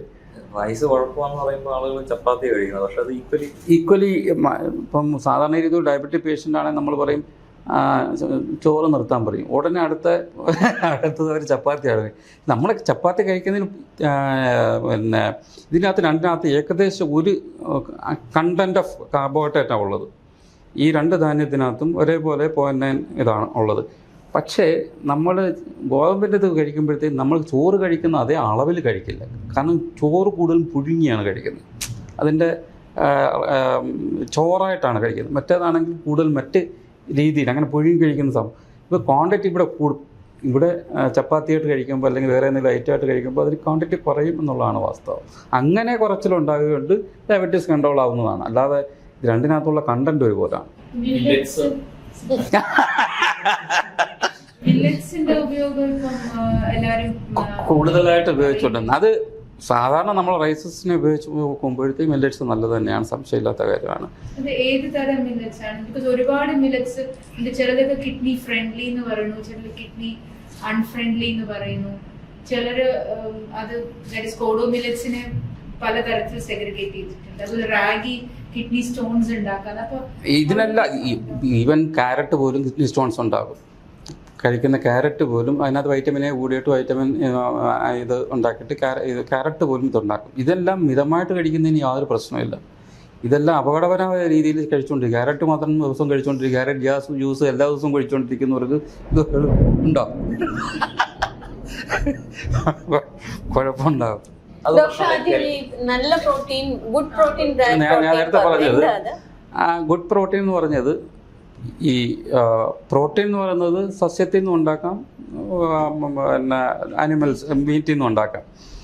സസ്യത്തിൽ നിന്ന് ഉണ്ടാക്കുന്ന പ്രോട്ടീനുകൾ മിക്ക പ്രോട്ടീനുകളും നല്ല പ്രോട്ടീനാണ്. പ്രത്യേകിച്ചും കടല, കാഷ്യൂനട്ട്, ബദാം ഇങ്ങനെയുള്ള സാധനങ്ങളെല്ലാം നല്ല പ്രോട്ടീനുകളാണ്. ഇനി മീറ്റിനകത്തോട്ട് വരുന്ന സാധനത്തിനകത്ത് റെഡ് മീറ്റ് ഐറ്റംസ് ടോക്സിക്കാണ്. അത് അമിതമായി ഉപയോഗിക്കുന്ന ടോക്സിക്കാണ്. സാധാരണ ചിക്കനൊക്കെ ആണെന്നുണ്ടെങ്കിൽ അധികം അങ്ങനെ അത്ര, പക്ഷേ ചിക്കൻ നല്ല രീതിയിൽ ഉണ്ടാക്കുന്നത് ഈ പറഞ്ഞ കണക്ക് ബ്രോയിലർ ചിക്കൻ അത് സീറോ ഇടിച്ച് കയറ്റിയിട്ടുള്ള ചിക്കനല്ല ഞാൻ ഉദ്ദേശിച്ചത്. സാധാരണ ചിക്കനാണെങ്കിൽ അത്ര പ്രയാസം ഉണ്ടാകത്തില്ല, പക്ഷേ ബീഫ് പ്രശ്നം ഉണ്ടാക്കുന്നതാണ്. അങ്ങനെ നോക്കുമ്പോൾ റെഡ് മീറ്റ് കൂടുതൽ കാർസിനോജനിക്കാണ് വിത്ത് അതർ മീറ്റിനെ വെച്ച് നോക്കും. അതുകൊണ്ടാണ് നല്ല പ്രോട്ടീനെ പറ്റി ഞാൻ പറഞ്ഞത്. പറഞ്ഞു വരുമ്പോൾ vegetarianism is A better life style എന്ന് പറയാൻ സംശയമില്ലാത്ത കാര്യമാണ്. വെജിറ്റേറിയൻ നല്ല ലൈഫ് സ്റ്റൈലാണ് എന്ന് പറഞ്ഞിട്ട് വെജിറ്റേറിയന് ക്യാൻസർ വന്നുകൂടായില്ല, നോൺ വെജിറ്റേറിയന് ക്യാൻസർ പിടിക്കണമെന്നുമില്ല. ഹെൽത്തി ഫുഡിന്റെ കാര്യം പറഞ്ഞപ്പോൾ ഈ ആളുകൾ ഹെൽത്ത് കോൺഷ്യസ് ആയിട്ടുള്ള ആളുകൾ രാവിലെ നടക്കാനൊക്കെ പോയിട്ട് ക്യാരറ്റ് ജ്യൂസ് അടിച്ചു കുടിക്കും, കുറെ പല പച്ചിലകളൊക്കെ അടിച്ചു കുടിക്കുന്നു. അതൊക്കെ വയറിന് പ്രശ്നം ഉണ്ടാകുന്ന സംഗതിയാണ്. ഈ നമ്മുടെ ധാരണ പച്ചിലകളെല്ലാം നല്ലതാണെന്ന്, അത് വളരെ തെറ്റായ ധാരണകളാണ്. അതിനകത്ത് പച്ചക്കറി നമ്മുടെ പ്രശ്നം എന്താ, നമ്മൾ ആയുർവേദത്തിൻ്റെ കാര്യങ്ങളൊക്കെ, ആയുർവേദത്തിനെ ഞാൻ ചീത്ത വിളിക്കുകയല്ല, ആയുർവേദത്തിൻ്റെ കാര്യങ്ങൾ നമ്മൾ എന്താ പുരാതന കാലമായിട്ട് ഉപയോഗിച്ചുകൊണ്ടിരിക്കുന്നതാണ്, നമ്മൾ എവിടെ നിന്നുണ്ടായ സാധനമാണെന്നൊക്കെ പറയുകയും അതിനകത്ത് റിസർച്ച് നടത്താതിരിക്കുകയും ചെയ്യും അല്ലേ.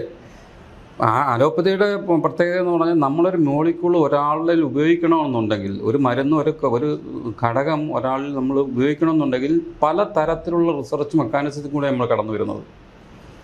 അത് എന്തൊക്കെ നമ്മുടെ സെൽസിനകത്ത് മാറ്റാം. നമ്മളിപ്പോൾ ഒരു MBBS പഠിക്കുമ്പോൾ നമ്മളെ ഈ അസുഖങ്ങളൊന്നും അല്ല ഞങ്ങൾ പഠിക്കുന്നത്. ഞങ്ങൾ പഠിക്കുന്നതെന്ന് പറഞ്ഞാൽ നമ്മുടെ ശരീരത്തിൻ്റെ ഫിസിയോളജി എങ്ങനെയാണ്, നമ്മുടെ ശരീരത്തിൻ്റെ ഘടന എങ്ങനെയാണ്, അനാറ്റമി എങ്ങനെയാണ്, ഓരോ സെൽസിലും ഉണ്ടാകുന്ന പ്രവർത്തനങ്ങൾ എന്താണ്, അതിനകത്തുണ്ടാകുന്ന കെമിക്കൽ മെക്കാനിസം എങ്ങനെയാണ്, നമ്മൾ ചിന്തിക്കുമ്പം പോലും നമ്മുടെ രാസപ്രക്രിയ എങ്ങനെ അത് മാറുന്നു, ഇതൊക്കെയാണ് ഞങ്ങൾ MBBS പഠിക്കുന്നത്. അതുകൊണ്ടാണ് വെറും MBBS എന്ന് പറഞ്ഞാൽ അവരെ മാറ്റി വിടുന്നത്. കാരണം ഒരു ക്ലിനിക്കലി ഒന്നും പഠിക്കുന്നില്ല, മനസ്സിലായില്ലേ. ക്ലിനിക്കലി ഒന്നും പറയാം, അവരെ വെച്ച് ജനത്തിന് വെച്ച് നോക്കുമ്പം ഞങ്ങൾക്ക് വലിയ പ്രയോജനമില്ല MBBS പഠിച്ചുകൊണ്ട്. പക്ഷെ ഞങ്ങൾ പഠിക്കുന്നതൊക്കെ അതിൻ്റെ വളരെ വളരെ സൂക്ഷ്മ തലത്തിലുള്ള സംഭവങ്ങളാണ്.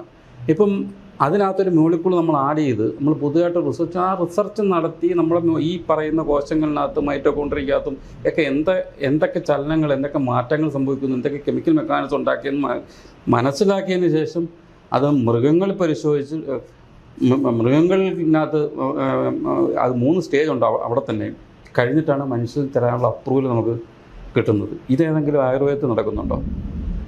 ആയുർവേദം ആരെങ്കിലും ഒരാൾ പറയുന്നു ഇതിനകത്ത് കീഴാനല്ലിയിൽ ഇന്നതുണ്ട് അതുകൊണ്ട് അത് കഴിക്കാം, അല്ലെന്നുണ്ടെങ്കിൽ കീഴാനല്ലിയിൽ ഉള്ള ആ ഘടകത്തിന് അപ്പുറത്തേക്ക് എത്രയോ വേറെ ഘടകങ്ങളുണ്ട്.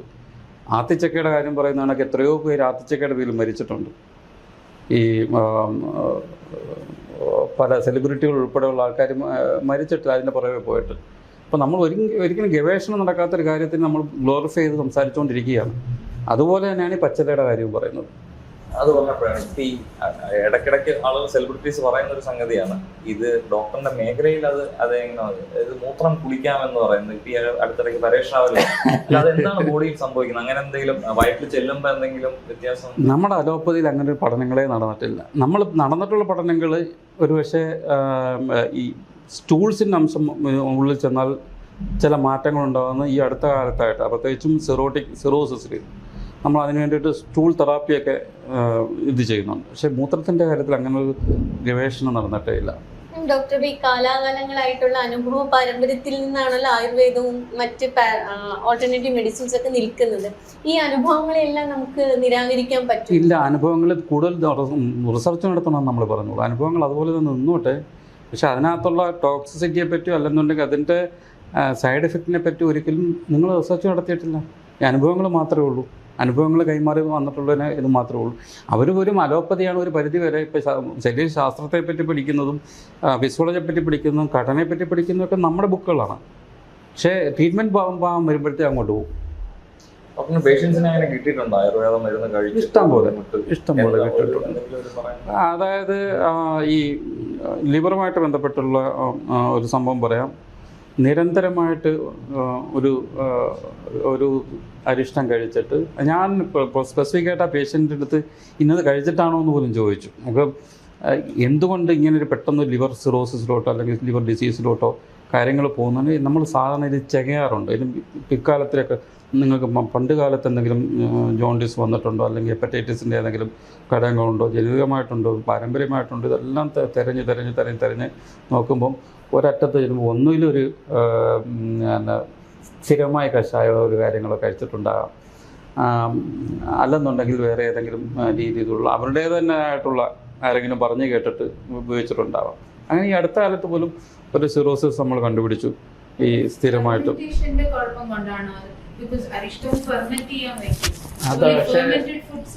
അത് പക്ഷേ നമുക്ക് അതിനകത്ത് റിസർച്ച് ചെയ്യാതെ നമുക്ക് പറയാൻ പറ്റില്ല.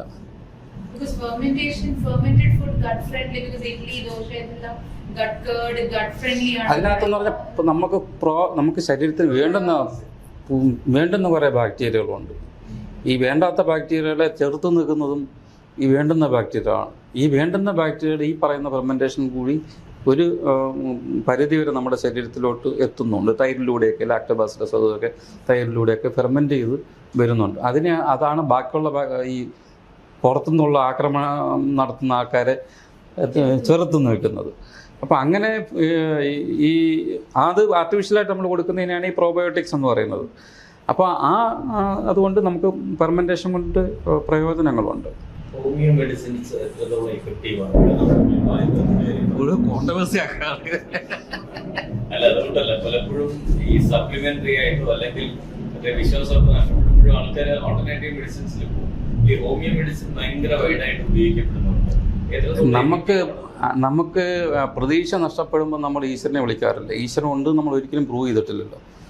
അതുപോലെ തന്നെയാണ് ഈ ഹോമോയുടെ കാര്യം എന്ന് പറഞ്ഞാൽ, ഈ ഒന്നുമില്ലാത്തൊരു ഘട്ടത്തിൽ നമ്മൾ നിരാലംബരായിട്ട് നിൽക്കുമ്പോൾ ഏതെങ്കിലും ഒരാൾ പിടിവള്ളിക്ക് വേണ്ടിയിട്ട് പിടിക്കുന്നതാണ്. അതിനകത്ത് ശാസ്ത്രീയത ഉണ്ടോ എന്ന് ചോദിച്ചാൽ തുലവും ഇല്ല എന്ന് തന്നെ പറയാം. ഈ ഹോമിയോ മെഡിസിൻസിന് അവരെല്ലാം കൂടെ എന്നെ കയറി പൊങ്കാലയുടെ ഹോമിയോ വർക്ക് ചെയ്യുന്ന ഒരുപാട് മാത്രമല്ല, ഹോമിയോ ആണ് തുടക്കം. ഹോമിയോയിലാണല്ലോ മോഡേൺ മെഡിസിൻ പോലും വരുന്നത്. അതെ. നമ്മൾ എങ്ങനെയാ ഹോമിയോ കംപ്ലീറ്റ് ഹോമിയോയുടെ ശരിക്കും പറഞ്ഞ കൺസെപ്റ്റ് അതിൻ്റെ മൈക്രോ ലെവലിലോട്ട് പോയതിൻ്റെ ഏറ്റവും ചെറിയ ഘടകം നിങ്ങൾക്ക് തന്ന് നിങ്ങളെ ക്യൂർ ചെയ്യാൻ, ആ കൺസെപ്റ്റ് നമ്മുടെ ശാസ്ത്രീയതയ്ക്ക് എതിരാണ്. നമ്മുടെ ശാസ്ത്രം അങ്ങനെ പറയുന്നില്ല. നിങ്ങളെ ഒരു ഏറ്റവും മൈക്രോ എലിമെൻറ്റ് നിങ്ങൾക്ക് തന്നിട്ട് നിങ്ങളെ ക്യൂർ ചെയ്യിക്കാൻ പറ്റും എന്നൊരു ശാസ്ത്രം ഞങ്ങൾ പഠിച്ചിട്ടില്ല. അതുകൊണ്ട് തന്നെയാണ് നമ്മൾ ഹോമിയോക്കെതിരായിട്ട്. എനിക്കതിന് ആൻസർ ഇല്ല. പക്ഷേ എഫക്റ്റീവ് ആണെന്നുണ്ടെങ്കിൽ നല്ലത് തന്നെയാണ്. സമൂഹത്തിന് നല്ലതായിട്ട് തോന്നുന്ന എല്ലാം നല്ലത് തന്നെയാണ്.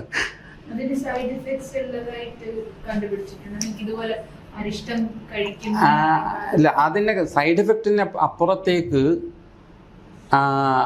അവരുടെ പ്രതീക്ഷ നശിക്കുന്നതായിട്ട് കണ്ടിട്ടുണ്ട്.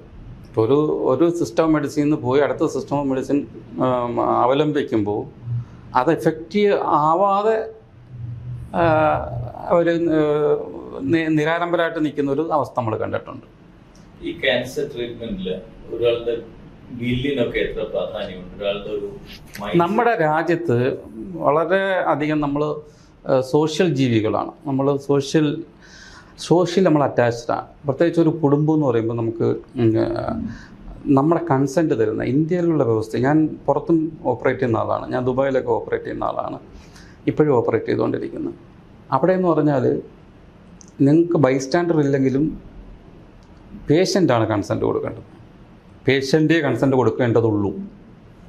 നിങ്ങളൊരു സർജറിക്ക് പോകണമെന്നുണ്ടെങ്കിൽ പേഷ്യൻ്റാണ് കൺസെൻറ്റ് കൊടുക്കേണ്ടത്. അതായത് പേഷ്യൻ്റെ വില്ലിനനുസരിച്ചിട്ട് അവിടെ ഒക്കെ. പക്ഷേ ഇന്ത്യയിലെ സിറ്റുവേഷൻ ഡിഫറെൻ്റ് ആണ്. ഇന്ത്യയിലെന്ന് പറഞ്ഞാൽ നമുക്കൊരു ലൂസ് മെക്കാനിസമാണ് എല്ലാത്തിനകത്തും ഉള്ളത്.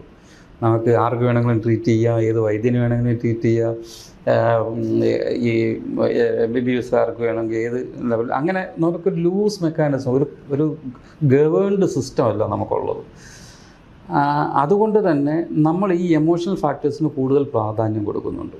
ഏത് അവരുടെ വീട്ടുകാരെ പറഞ്ഞ് മനസ്സിലാക്കണം, അവർക്ക് 2 മക്കളുണ്ട്, 2 പേരെ അറിയിക്കണം, ഒരാളെ മാത്രം വെച്ചാൽ മറ്റാൾ വന്ന് വേളം ഉണ്ടാക്കും. ഇങ്ങനെയൊക്കെയുള്ള സോഷ്യൽ ഫാക്ടേഴ്സ് നമ്മൾ അധികം ഇൻവോൾവാണ്. അതുകൊണ്ട് തന്നെ ഈ ക്യാൻസർ ട്രീറ്റ്മെൻറ്റിൽ പേഷ്യൻ്റിൽ വില്ലിനേക്കാട്ടി കൂടുതൽ നമ്മൾ ഇൻഡയറക്റ്റ്ലി റിലേറ്റീവ്സിൻ്റെ വില്ലിനോട്ട്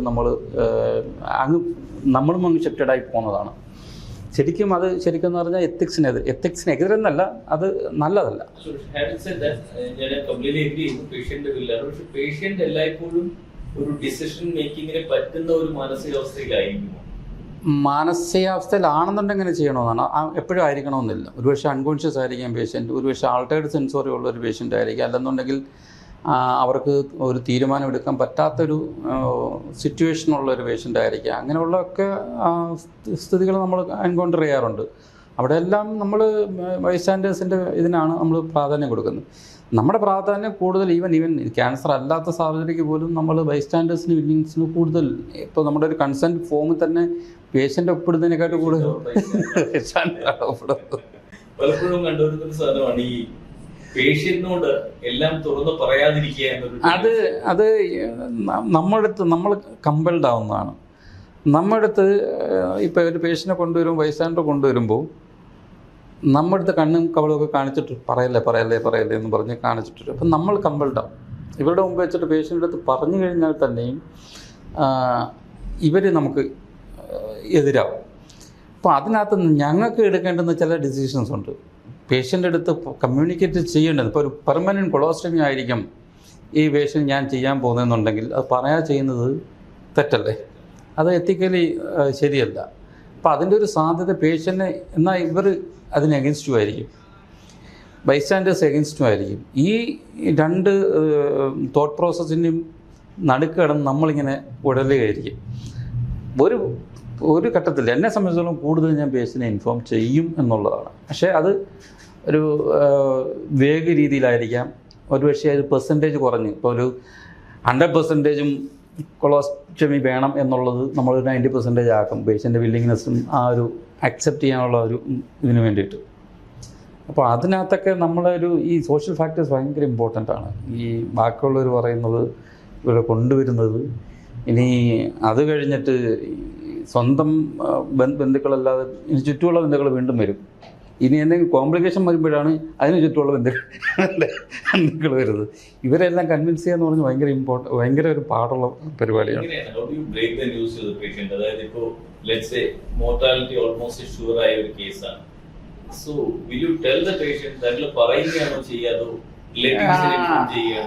നമ്മൾ കൂടുതൽ ഈ മൊർട്ടാലിറ്റി റിലേറ്റഡ് സാധനങ്ങൾ സാധാരണ രീതി നമ്മൾ പേഷ്യൻ്റെ അടുത്ത് പറയാറില്ല. പക്ഷേ ചില പേഷ്യൻസ് ചോദിക്കാറുണ്ട്, ഡോക്ടർ ഇത് 100% ഷുവർ ഇതാണോ, എനിക്ക് എത്ര കാലം ജീവിക്കാം? എനിക്ക് അത്ഭുതകരമായിട്ടുള്ളൊരു പേഷ്യൻ്റ് ഉണ്ട്. ഒരു ഫിലിം ഫീൽഡിൽ വർക്ക് ചെയ്യുന്ന ഒരാളായിരുന്നു. CA oesophagus stage 4. ഡോക്ടറെ ഞാൻ എത്ര മാസം ജീവിക്കും? അപ്പോൾ എനിക്ക് പറയാൻ ഹെസിറ്റൻസി ഉണ്ടായിരുന്നു. അതായത് നമുക്കറിയാം ഒരു 2-3 മാസത്തിനപ്പുറത്തേക്ക് പോകില്ല എന്നുള്ളത് 100% നമുക്കറിയാം. ഡോക്ടർ ഇപ്പോൾ പറയണം. അപ്പോൾ അങ്ങനെയുള്ള സിറ്റുവേഷൻ നമ്മൾ പറഞ്ഞു പോകും. പേഷ്യൻ്റെ പുള്ളി എടുത്ത സ്പിരിറ്റ്, ഈ പുള്ളിയുടെ വൈഫിനെ ഞാൻ ഓപ്പറേറ്റ് ചെയ്തതായിരുന്നു. പുള്ളി എടുത്ത സ്പിരിറ്റ് എന്ന് പറഞ്ഞാൽ ഡോക്ടർ പറഞ്ഞല്ലോ, അഭിനന്ദിക്കുക ചെയ്തത്. പറഞ്ഞ പീരീഡിൽ തന്നെ ഡെത്തായി. ഡോക്ടർ, ഇതിൽ ഈ ഒരു പേഷ്യന്റിന്റെ വിൽ പവർ ഉണ്ടല്ലോ, അത് എത്രമാത്രം ഇമ്പോർട്ടൻ്റ് ആണ് ഒരു അസുഖത്തെ സർവൈവ് ചെയ്യുന്നത്? ആ വിൽ പവറിനെ അല്ലെങ്കിൽ ഒരു ഡിസീസിലുണ്ടാകുന്ന അതിൻ്റെ പ്രയോജനത്തിനെ ക്വാണ്ടിഫൈ ചെയ്യാനുള്ള മെക്കാനിസംസ് ഒന്നുമില്ല. ഞാൻ പറഞ്ഞ മനസ്സിലായല്ലോ. അതായത് ആ ഇത്ര വിൽ പവർ ഉണ്ടെങ്കിൽ ഇത്ര എന്നുള്ള ക്വാണ്ടിഫൈ ചെയ്യാനുള്ള മെക്കാനിസംസ് ഒന്നുമില്ല. പക്ഷേ വിൽ പവർ പ്രകടിപ്പിക്കുന്ന രോഗികൾ നല്ല ഔട്ട്കം ഉണ്ടാകുന്നതിന് പല സാക്ഷ്യങ്ങളും എനിക്ക് പറയാൻ പറ്റും. കീമോതെറാപ്പി ക്യാൻസർ കെയറിലുള്ളത് often it is seen that chemotherapy kills people more than the actual. അത് പക്ഷേ ഞാൻ അതിനോട് യോജിക്കുന്നില്ല. Because I've seen people അത് കീമോതെറാപ്പിയുടെ സമയത്ത് മാത്രമല്ല ആഫ്റ്റർ കീമോ ഇത് കഴിഞ്ഞിട്ടും even patient might be I have people in my house also who have undergone this and I've seen it firsthand. അവര് luckily they were in the first stage and all and they have overcome that. പക്ഷെ കീമോതെറാപ്പിയുടെ after effects ആയിട്ട് brittle bones every day I see them with pain in their bones. അപ്പൊ അതൊരു അതായത് നമ്മൾ chemotherapy നമ്മൾ ട്യൂമറിനെ മാത്രമായിട്ട് കോൺസെൻട്രേറ്റ് ചെയ്ത് അവിടെ തന്നെ കൊടുക്കാൻ പറ്റുന്ന കീമോതെറാപ്പി. നമ്മൾ സിസ്റ്റമിക്കായിട്ട് ഒരു കീമോതെറാപ്പി കൊടുക്കുമ്പോൾ ശരീരത്തിൻ്റെ മറ്റു കോശങ്ങളെയും ഈ ഏജൻറ്റ് ഈ കീമോതെറാപ്യൂട്ടിക് ഏജൻറ്റ് ബാധിക്കും, അതിനെയും കില്ല് ചെയ്യും, അതിനെയും എഫക്റ്റ് ചെയ്യും. അതിനെ എഫക്റ്റ് ചെയ്യുന്നതാണ് നമ്മൾ പ്രകടമാകുന്ന തലമുടി കൊഴിയോ അല്ലെങ്കിൽ ശരീരത്തുണ്ടാകുന്ന മറ്റു ക്ഷീണങ്ങളോ കാര്യങ്ങളോ ഇതെല്ലാം ശരീരത്തുണ്ടാകുന്ന കറുപ്പോ ഇതെല്ലാം അതിൻ്റെ ഭാഗമായിട്ടുണ്ടാകുന്ന കീമോതെറാപ്പി എന്ന് പറയുന്നത്. ഇപ്പം റേഡിയേഷൻ കൊടുക്കുക, റേഡിയേഷൻ എന്ന് പറഞ്ഞാൽ ടാർഗറ്റഡ് ആണ്. ആ ഏരിയ മാത്രം അല്ലെങ്കിൽ അതിന് ചുറ്റുമുള്ള ഏരിയയ്ക്ക് ഒരു പക്ഷേ കരുകളും കാര്യങ്ങളൊക്കെ ഉണ്ടാകുമായിരിക്കും. പക്ഷേ കീമോതെറാപ്പി അങ്ങനെയല്ല. പക്ഷേ കീമോതെറാപ്പി തന്നെ ലോക്കലായിട്ട് കൊടുക്കുന്ന സംഭവങ്ങളുണ്ട്. ബ്രാക്കിതെറാപ്പി പിന്നെ ഹെപ്പറ്റോസെല്ലാ കാർസിനോമ ലിവറിനകത്തുള്ള കീമോതെറാപ്യൂട്ടിക് ഏജൻറ്റ് നമ്മളിതിന് ആ ട്യൂമറിനകത്തോട്ട് കൊടുക്കും. പക്ഷെ അത് ചില ക്യാൻസറുകൾക്ക് മാത്രമേ അത് പറ്റുകയുള്ളൂ, എല്ലാ ക്യാൻസറുകൾക്കും പറ്റില്ല. അപ്പോൾ അങ്ങനെ ഇരിക്കുന്നിടത്തോളം കീമോതെറാപ്പി എപ്പോഴും ബാക്കിയുള്ള സെൽസിനെ ഡാമേജ് ചെയ്യുന്നുള്ളത് ആ സെൽസിനെ റിക്കവർ ചെയ്യാനുള്ള കപ്പാസിറ്റി അനുസരിച്ചിരിക്കും അതിനെ എങ്ങനെ ഡിഫെൻഡ് ചെയ്യുന്നു എന്നുള്ളത്. മനസ്സിലായില്ലേ? അപ്പം കീമോതെറാപ്പി നമ്മൾ വേ ചെയ്യുകയാണെങ്കിൽ അതിൻ്റെ പ്രോസ് ആൻഡ് കോൺസ് വേ ചെയ്യുകയാണെന്നുണ്ടെങ്കിൽ ക്യാൻസറിനെ കില്ല് ചെയ്യുന്നതിന് കീമോതെറാപ്പി സാധ്യമാണെന്നുണ്ടെങ്കിൽ അത് ചെയ്യുക, സാധ്യമല്ല എന്നുണ്ടെങ്കിൽ അത് ചെയ്യാതിരിക്കുക എന്നുള്ളത്. ഈ പറഞ്ഞ കേസിന് കീമോതെറാപ്പി ആ പേഷ്യൻ്റ് ഏറ്റത് കൊണ്ടിട്ട് ഇമ്മീഡിയറ്റ് ആയിട്ടുള്ള പ്രശ്നങ്ങൾ തരണം ചെയ്യാൻ പറ്റിയിട്ടുണ്ട്. അതാണ് കീമോതെറാപ്പിയുടെ വിജയം എന്ന് പറയുന്നത്. വേറൊരു സംശയം ചോദിക്കാൻ, നമ്മൾ പണ്ട് ക്യാൻസർ വന്നു എന്ന് പറഞ്ഞാൽ മരണമാണ്, ക്യാൻസർ ഈക്വൽ ടു ഡെത്ത് എന്നുള്ളൊരു സങ്കല്പമാണ് നമുക്ക് ഉണ്ടായിരുന്നത്. സിനിമകളിലൊക്കെ നമ്മൾ അതാ കാണുന്നത്. ട്യൂമർ വന്നാൽ അതോടുകൂടി ഒരു ട്രാജിക് സ്റ്റോറീസ് എല്ലാം അങ്ങനെയാണ്, ക്യാൻസറിലാണ്. പക്ഷെ ഇന്നിപ്പോൾ ഒരുപാട് ക്യാൻസർ സർവൈവേഴ്സിനെ നമ്മൾ ചുറ്റിനും കാണുന്നുമുണ്ട്. അപ്പൊ ഈ പക്ഷെ അതേപോലെ തന്നെ ക്യാൻസർ സർവൈവർ എന്ന് പറഞ്ഞു വരുന്നത് ഇപ്പൊ മമത മോഹൻദാസിനെ പോലെയൊക്കെ ഉള്ളവർ ഒരു വർഷം ക്യാൻസർ സർവൈവർ ആണെന്ന് പറയുന്നു, അടുത്ത വർഷം അവർ പിന്നെയും വരുന്നു. അങ്ങനെ ഇതിന് ആക്ച്വലി ക്യാൻസറിന് അല്ല, അത് അവർക്കുണ്ടായ ലിംഫോമയാണ്. ശരിക്കും ലിംഫോമ ഒരു തരത്തിലുള്ള ലിംഫോമ ക്യൂറബിൾ ആണ്.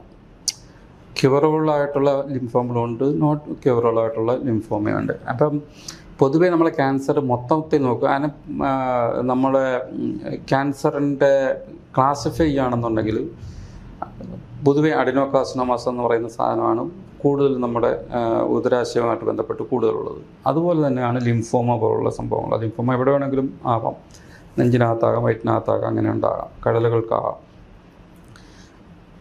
ഇതിനകത്ത് 5-6 ടൈപ്പ് ലിംഫോമകളുണ്ട്. അത് ചില type Hodgkin lymphoma, non Hodgkin lymphoma, അങ്ങനെ പല തരത്തിലുള്ള ലിംഫോമകളുണ്ട്. അപ്പം ആ ഒരു തരത്തിലുള്ള ലിംഫോമ കീമോതെറാപ്പിയിൽ മെൽറ്റ് ചെയ്ത് പോകുന്നതാണ്,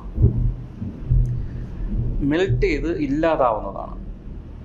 അപ്പോൾ ഈ ട്രീറ്റ്മെൻറ്റ് പ്രോസസ്സിൽ നമ്മൾ മെൽറ്റ് ചെയ്ത് ഇല്ലാതാവുന്ന ക്യാൻസറുകൾ ഇവർ സർവേ ചെയ്ത് വന്നിട്ട് ഞാൻ ഡിസീസ് സർവേ, ഞാൻ ഫൈറ്ററാണ്, മറ്റാണ്, എന്തായാലും വാട്ടെവർ ഇറ്റ് ഈസ് ഫൈറ്ററാണെന്നൊക്കെ നമുക്ക് നമ്മുടെ യുവരാജ് സിംഗിൻ്റെ കുറേ എക്സാമ്പിൾസ് ഉണ്ടല്ലോ. ഇതെല്ലാം മെൽറ്റബിൾ ക്യാൻസേഴ്സാണ്. അതായത് നിയന്ത്രിച്ച് നിർത്താവുന്ന പ്യൂർലി പിന്നെ നമ്മൾ ട്രീറ്റ്മെൻറ്റ് കൊണ്ട് ക്യൂറാക്കാവുന്ന, ഈവൻ കീമോതെറാപ്പി കൊണ്ട് കംപ്ലീറ്റ്ലി ക്യൂറാക്കാവുന്ന ക്യാൻസർ. അല്ലെങ്കിൽ യുവരാജ് സിംഗ് ഇപ്പോഴും ജീവിച്ചിരിക്കില്ലല്ലോ. അങ്ങനെ ഉള്ള സാധനങ്ങളുണ്ട്. പക്ഷേ അത് നമ്മുടെ സമൂഹം എടുക്കുന്ന ക്യാൻസർ ഫൈറ്ററാണെന്ന് പറഞ്ഞിട്ടാണ്. പക്ഷേ ചില ക്യാൻസേഴ്സ് ഉണ്ട് ഇതിന് ഇൻകംപ്ലീറ്റ് ട്രീറ്റ്മെൻറ്റ്, അതായത് കംപ്ലീറ്റ് ട്രീറ്റ്മെൻറ്റ് കൊണ്ടിട്ട് വീണ്ടും റിക്കവർ ചെയ്യാവുന്ന ക്യാൻസേഴ്സ് ഉണ്ട്. അപ്പോൾ ഇത് ഏത് തരത്തിലുള്ള ലിംഫോമയാണ്, അവർക്ക് ലിംഫോമയാണ് വന്നത്, ലിംഫോമയാണ് ഇത് വന്നതെന്നുള്ളതിന് ഇന്നസെൻ്റ് വന്ന ലിംഫോമയാണ്. ഇപ്പോൾ ഉള്ള ഒരു മെയിൻ സെലിബ്രിറ്റിക്കുള്ളത് കൊളറക്ടൽ ക്യാൻസറാണ് ഉള്ളത്. അപ്പോൾ അങ്ങനെ ഓരോ എൻറ്റിറ്റിയും ഡിഫറെൻ്റാണ്. അതിനകത്ത് കീമോതെറാപ്പി കൊണ്ട് കംപ്ലീറ്റ്ലി മെൽറ്റ് ചെയ്യുന്ന ഒരാൾ സർവൈവറാണ്, ഞാൻ ഫൈറ്ററാണെന്ന് പറഞ്ഞ് വരുന്നത് തെറ്റൊന്നുമില്ല. ബാക്കിയുള്ളവർക്ക് അറ്റ്ലീസ്റ്റ് നമുക്ക് ഊർജ്ജമെങ്കിലും കൊടുക്കും, അല്ലെങ്കിൽ ഒരു മോട്ടിവേഷനെങ്കിലും കൊടുക്കും, ഇനി ക്യാൻസറെ ഫൈറ്റ് ചെയ്ത് നിർത്താം. പക്ഷേ ഇതെല്ലാം ഏത് ടൈപ്പ് ക്യാൻസറാണ്, ഏത് ഭാഗത്താണെന്നുള്ളതിനെ ഡിപ്പെൻഡ് ചെയ്താണ് ഇരിക്കുന്നത്. അല്ല, ഈ ട്യൂമറായിട്ട് അത് സെല്ലിങ്ങനെ ചുരുങ്ങി കൂടി വരുന്നതായിട്ടാണ് പല സ്ഥലത്ത് വരുന്നത്. അതെ അതെ. ഇത് ഈ സ്പ്രെഡ് ആകുക എന്ന് പറഞ്ഞാൽ എന്താണ് ഉദ്ദേശിക്കുന്നത്? മെയിനായിട്ട് സ്പ്രെഡ് ആകുക എന്ന് പറഞ്ഞാൽ ഇമ്മീഡിയറ്റ്, അതായത് നമ്മൾ പൊതുവേ തേർഡ് സ്റ്റേജ് ഡിസീസ് എന്ന് പറയും. അതായത് ഇമ്മീഡിയറ്റ്ലി ഇരിക്കുന്ന ഭാഗത്ത് തന്നെ വലുതാവുന്നതിനാണ് ഈ ലോക്കലി അഡ്വാൻസ് ട്യൂമർ എന്ന് നമ്മൾ പറയും. അതേസമയം മറ്റൊരു ഓർഗനിലോട്ട് വ്യാപിക്കുകയാണെങ്കിൽ സ്റ്റേജ് 4 ഡിസീസ് എന്ന് പറയും. ആ സ്റ്റേജ് 4 ഡിസീസ് തന്നെ നട്ടലിലോട്ട് വ്യാപിക്കാം, തലച്ചോറിലോട്ട് വ്യാപിക്കാം, ലിവറിനകത്തോട്ട് വ്യാപിക്കാം, മറ്റ് ഭാഗങ്ങളിലോട്ട്. ഇതെല്ലാം സ്റ്റേജ് 4 ഡിസീസ്. സാധാരണ രീതിയിൽ സ്റ്റേജ് 4 ഡിസീസ് കൊളറക്ടൽ ഒഴിച്ച് നമ്മൾ ഡെഫിനിറ്റീവ് ട്രീറ്റ്മെൻറ്റ് കൊടുക്കില്ല, പാലിയേറ്റീവ് ട്രീറ്റ്മെൻറ്റാണ് കൊടുക്കുന്നത്. കൊളറക്ടലാണ് ഞാൻ നേരത്തെ പറഞ്ഞത് ചേസ് ചെയ്യുമെന്നു, നമ്മൾ അതിൻ്റെ പുറകെ പോയി പിടിക്കും. അതേസമയം മറ്റ് ഭാഗങ്ങളുണ്ടാകുന്ന ക്യാൻസേഴ്സ് ഈ സ്റ്റേജ് 4 ആയിക്കഴിഞ്ഞ് നമ്മളകത്ത്. അപ്പം ഈ ലോക്കലി അഡ്വാൻസ് ക്യാൻസർ ആണെങ്കിൽ ഒരു പരിധി വരെ ട്രീറ്റബിളാണ്. ഒന്നിൽ അതിനെ റേഡിയേഷൻ കൊണ്ടിട്ട് ചുരുക്കി പിന്നെ അതെടുത്ത് കളയുക, അല്ലെന്നുണ്ടെങ്കിൽ ആദ്യം എടുത്ത് കളഞ്ഞിട്ട് പിന്നെ റേഡിയേഷൻ കൊടുക്കുക, അങ്ങനെയൊക്കെ ട്രീറ്റ്മെൻറ്റാണ്. അത് ഇങ്ങനെ കടന്നു പോകുന്ന വഴികൾ കൂടുതൽ ഞാൻ നേരത്തെ പറഞ്ഞ കടലകൾ വഴിയിട്ടാണ്. പിന്നെ അത് ബ്ലഡിലോട്ട് വ്യാപിച്ച് ഈ ബ്ലഡ് വഴിയാണ് മറ്റു ഭാഗങ്ങളിലോട്ട്, ശരീരത്തിൻ്റെ മറ്റു ഭാഗങ്ങളിലോട്ട് പോകുന്നത്. സ്റ്റേജ് 4 എത്തിയാൽ പിന്നെ പ്രതീക്ഷയില്ല എന്നാണോ ഡോക്ടർ? കൊളറക്ടലിന് ഞാൻ പറഞ്ഞു നമ്മൾ ചേസ് അങ്ങനെയാണ് ഡോക്ടർ. അതുപോലെ ഈ ക്യാൻസർ കൂടുന്നു എന്നുള്ളതൊരു വാസ്തവമാണ്. അത് നമ്മുടെ ആയുർദൈർഘ്യം കൂടി എന്നുള്ളതുമായിട്ട് കണക്റ്റഡ് അല്ലേ? അതെ, നമ്മൾ അതിനകത്ത് ഗൈഡ് ലൈൻസ് എന്ന് പറയുന്നത് നമ്മൾ ഈ പ്രോഗ്നോസിസ് ലൈഫ് സ്പാൻ തീരുമാനിക്കുന്ന 3 ഇയർ ഡിസീസ് ഫ്രീ സർവൈവൽ എന്ന് പറഞ്ഞിട്ട് സർവൈവൽ ഇൻഡെക്സ് ഉണ്ട്. ഒന്ന് ഡിസീസ് ഫ്രീ സർവൈവലുണ്ട്, 2 മൊത്തം സർവൈവൽ, അത് എത്ര നാൾ ജീവിച്ചിരിക്കുന്നു എന്നുള്ള സർവൈവൽ. ചിലപ്പോൾ നാളെ ജീവിച്ചിരിക്കുന്നത് ഡിസോഴ്സോടുകൂടി ആവാം, അതുകൊണ്ടാണ് മറ്റേ ഇൻഡെക്സ് വെച്ചിരിക്കുന്നത്. ഡിസീസോടുകൂടി തന്നെ ഇത്രയും കാലം ജീവിച്ചിരിക്കാം, ഡിസീസ് ഇല്ലാതെയും ജീവിച്ചിരിക്കാം. അപ്പോൾ നമ്മൾ കൂടുതലും സ്പെസിഫിക് ആയിട്ട് നോക്കുന്നത് ഡിസീസ് ഫ്രീ സർവൈവൽ എന്ന് പറയുന്ന ഇൻഡെക്സ് വെച്ചിട്ടാണ് നോക്കുന്നത്. ആ ഇൻഡെക്സ് വെച്ച് നോക്കുമ്പോൾ നമ്മൾ എത്ര റാഡിക്കലായിട്ട് ഇത് ചെയ്യുന്നു, സർജറി ചെയ്യുന്നു, ആ ഡിസീസ് ഫ്രീ സർവൈവൽ കൂടുതലായിരിക്കും. അല്ല ഡോക്ടർ, എൻ്റെ സംശയം എന്ന് വെച്ചാൽ ഈ ക്യാൻസറും ഏജും തമ്മിലുള്ള ബന്ധം അതാണോ ചോദിച്ചത്? എനിക്ക് ചോദ്യം പിടികിട്ടില്ല. പൊതുവെ ഓൾഡ് ഏജിലുണ്ടാകുന്ന ക്യാൻസേഴ്സ് അഗ്രസീവ് ആയിരിക്കത്തില്ല, പൊതുവേ ഉള്ള ഒരു ഇതാണ്. യങ് ഏജിലുണ്ടാകുന്ന ക്യാൻസേഴ്സ് ഭയങ്കര അഗ്രസീവ് ആയിരിക്കും. ഇപ്പോൾ 20 വയസ്സുള്ളൊരു കുട്ടിക്ക് ബ്രസ്റ്റ് ക്യാൻസർ ഉണ്ടാകുന്നിരിക്കട്ടെ, അധികകാലം സർവൈവ് ചെയ്യാനുള്ള സാധ്യത കുറവാണ്. അതേപോലെ ഞങ്ങളുടെ ഏരിയയിലും ഈ കൊളറക്ടലായാലും മറ്റ് ആമാശയത്തിലുണ്ടാകും. ഇപ്പം ആമാശയം യങ് ഏജിൽ കൂടി വരികയാണ്. നേരത്തെ ഓൾഡ് ഏജിലായിരുന്നു ആമാശയ ക്യാൻസർ ഞങ്ങൾ 60-ലും 70-ലും കണ്ടുകൊണ്ടിരുന്നത്, ഇപ്പോൾ 40-ലും 30-ലും കണ്ടുകൊണ്ടിരിക്കുകയാണ്. അങ്ങനെയുള്ള ക്യാൻസേഴ്സ് അഗ്രസീവ് ക്യാൻസേഴ്സാണ്. അതെന്തുകൊണ്ടാണ് ഡോക്ടർ ഈ യങ് ഏജിൽ കാണുന്ന ക്യാൻസേഴ്സ്? അത് ഒരു പക്ഷേ മ്യൂട്ടേഷൻസിൻ്റെ ഇതുകൊണ്ടാവാം ഈ യങ് ഏജിൽ കൂടുതൽ അഗ്രസീവ്നെസ് കൂടുന്നത്. മറ്റേ ഏജിൽ കൂടുതൽ വരുന്ന അവരുടെ ഈ ഡീനോവോ ഈ സെൽസിൻ്റെ അതിനകത്ത് വരുന്ന മാറ്റങ്ങൾ കൊണ്ടിട്ട് അവർ കഴിക്കുന്ന ഭക്ഷണ പദാർത്ഥങ്ങളൊക്കെ വെച്ചിട്ടുണ്ടായിരിക്കും ഓൾഡ് ഏജിൽ വരുന്നത്. മറ്റേത് ജനിതകമായിട്ട് വരുന്നതുകൊണ്ട് പെട്ടെന്ന് വരികയും പെട്ടെന്ന് സ്പ്രെഡാവുകയും, ജനിതകം എന്ന് പറഞ്ഞാൽ പാരമ്പര്യമല്ല ഉദ്ദേശിച്ചത്, ഈ മ്യൂട്ടേഷൻസ് ജീനിനകത്തുള്ള മ്യൂട്ടേഷൻസ് എന്ന് പറയുന്നത്. ചെറുപ്പക്കാർക്ക് വരുന്ന ക്യാൻസർ അഗ്രസീവാണ്, ഡേഞ്ചറസ് ആണ്. ഡോക്ടർ, പിന്നെ ഈ one of the problems that cancer patients encounter is ഈ കേരളത്തിൽ ഒരുപാട് പേഷ്യൻസ് ഉണ്ടെന്ന് പറയുന്നു. അപ്പോൾ patient load per doctor is just too much.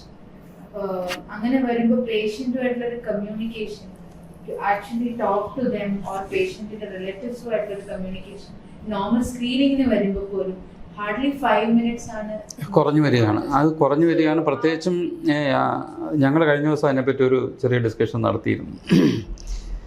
ഒരാൾ ഭയങ്കര പോപ്പുലർ ആണെങ്കിൽ ആളത്തോട്ട് ഈച്ച പൊതിയുന്നുള്ള ആളുകൾ കയറുന്നൊരു സാഹചര്യം നിലവിലുണ്ട്. എന്നാൽ വേറൊരാൾ വിദഗ്ധനാണെങ്കിൽ അങ്ങോട്ട് ആൾ പോപ്പുലർ അല്ലാത്തതുകൊണ്ട് അങ്ങോട്ട് ആളുകൾ കയറാത്തൊരു അവസ്ഥയുണ്ട്. ഈ നമ്മളെല്ലാം മനുഷ്യരാണ്. ഈ ട്രീറ്റ് ചെയ്യുന്ന ഡോക്ടർ നമ്മളാരും കോഴ്സ് അല്ല, മനുഷ്യരാണ്. ഞാൻ എന്തായിരുന്നു പറഞ്ഞുകൊണ്ടിരുന്നത്? Patient load. അപ്പം ഒരാൾക്ക് നമ്മൾ മനുഷ്യരാണ്. നമ്മൾക്ക് ഇവരുടെ പേഷ്യൻ്റ് സംസാരിക്കുക മാത്രമല്ല, പേഷ്യൻ്റെ കൂടുതൽ സ്റ്റേജിങ്ങും കാര്യങ്ങളും അതിൻ്റെ ഇൻട്രിക്കസീസിലോട്ട് പോവുക മാത്രമല്ല, പേഷ്യൻ്റെ എമോഷണൽ ആസ്പെക്ട്സ് നമ്മൾ മനസ്സിലാക്കണം. ബൈസ്റ്റാൻഡേഴ്സിൻ്റെ എമോഷണൽ ആസ്പെക്ട്സ്, അതിനെല്ലാം അവരുമായിട്ട് ഇൻട്രാക്ഷൻ ആവശ്യമാണ്. അപ്പം അതിനായിട്ട് ടൈം സ്പെൻഡ് ചെയ്യേണ്ടതുണ്ട്. അപ്പോൾ പലയിടത്തും ഈ ഒരു സാധനം ഓവർകം ചെയ്യുന്ന ടീമിനെ വെച്ചിട്ടാണ്. ഒരിടത്ത് ഇൻ്റർവ്യൂ ചെയ്തിട്ട് കംപ്ലീറ്റ് എഴുതി വെക്കും. നിങ്ങൾ എഴുതി വെച്ച സാധനങ്ങൾ മാത്രം നോക്കും, നിങ്ങൾ ആ ട്രീറ്റ്മെൻറ്റ് ഡിസൈഡ് ചെയ്യും. ഒരു തരത്തിൽ നമ്മൾ എമോഷണൽ ബോണ്ട് ഇല്ലാതാക്കും. പേഷ്യൻറ്റും ഡോക്ടറും തമ്മിലുള്ള എമോഷണൽ ബോണ്ട് ഇല്ലാതാക്കും. അല്ലാതെ ഈ ബൾക്ക് ഓഫ് പേഷ്യൻസിനെ കണ്ട് എഴുതി വിട്ട് അങ്ങനെ അതിനോട് ഞാൻ തീരെ യോജിക്കുന്നില്ല. അത് പേഷ്യൻറ്റിൻ്റെ അവസ്ഥയ്ക്ക് മോശം ഉണ്ടാക്കുന്നത് തന്നെയാണ്. അപ്പോൾ ഈ സെലിബ്രിറ്റി ഡോക്ടേഴ്സ്, ഓങ്കോളജിസ്റ്റ് എന്ന് പറയുന്ന ആൾക്കാരും ഇതിനോട് ശരിക്കും നീതി പുലർത്തുന്നില്ല എന്ന് വേണേൽ പറയാം.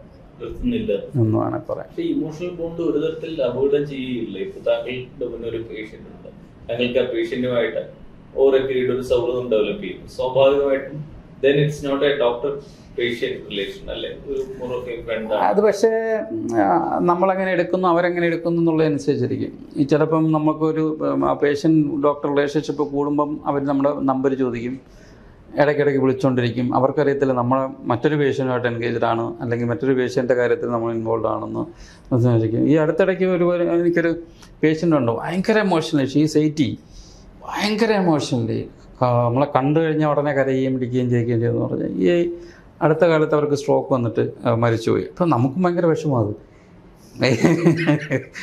പേഷ്യൻ്റെ കാര്യത്തിൽ മാത്രമല്ല, നമുക്കും ഭയങ്കര വിഷമമാണ്.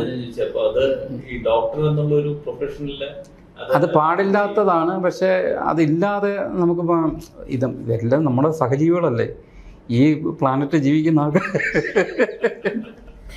ഡോക്ടർ, അതുപോലെ സ്ത്രീകളുടെ ഇടയിലുള്ള ക്യാൻസർ കൂടി വരുന്നു എന്നുള്ളതല്ലേ ഫാക്ട്? അത് സ്ത്രീകൾക്ക് പുരുഷന്മാരെ അപേക്ഷിച്ച് ഈ അവയവങ്ങൾ എക്സ്ട്രാ ഉണ്ടായതുകൊണ്ട് അവർക്ക് ക്യാൻസേഴ്സ്, ഇപ്പോൾ യൂട്രസ്, അവർക്ക് അവയവം, ഓവറി, അവർക്ക് അധികം കൂടുതലായിട്ടുണ്ടായതുകൊണ്ട് അതിനുള്ള ചാൻസസ് കൂടുതലായതുകൊണ്ട് നമ്പർ കൂടി. ബ്രസ്റ്റ്, അപ്പോൾ ആ ബ്രസ്റ്റ് സ്ത്രീകൾ കൂടുതലായെന്ന് വെച്ചാൽ അവർക്കാണ് അവരുടെ ഇതെന്നുള്ളത് കൊണ്ട് ആ ക്യാൻസേഴ്സ് കൂടുതലാണ്.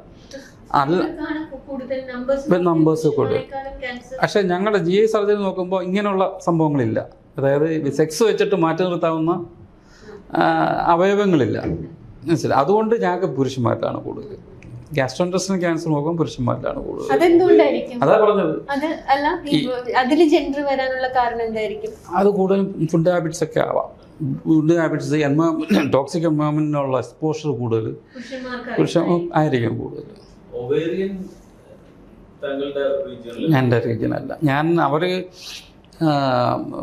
ഗൈനക്കോളജിസ്റ്റ് പറയുന്ന അനുസരിച്ച് ചെയ്തു കൊടുക്കും, സർജറി ചെയ്തു കൊടുക്കും, പ്രത്യേകിച്ച് ലാപ്രോസ്കോപ്പി സർജറി ചെയ്തു കൊടുക്കും. പക്ഷേ അവരുടെ നിർദ്ദേശപ്രകാരം മാത്രം അവരുടെ ഗൈഡ് ലൈൻസ് പാലിച്ചുകൊണ്ട് ചെയ്തു കൊടുക്കുന്നു. പുരുഷന്മാരിലെ ബ്രസ്റ്റ് ക്യാൻസർ ഇപ്പോൾ കൂടുതലായി ഡിറ്റക്ട് ചെയ്യപ്പെടുന്നുണ്ട്. അതെ, ഇപ്പോൾ അതിൻ്റെയും കാരണം ഒബേസിറ്റിയാണ്.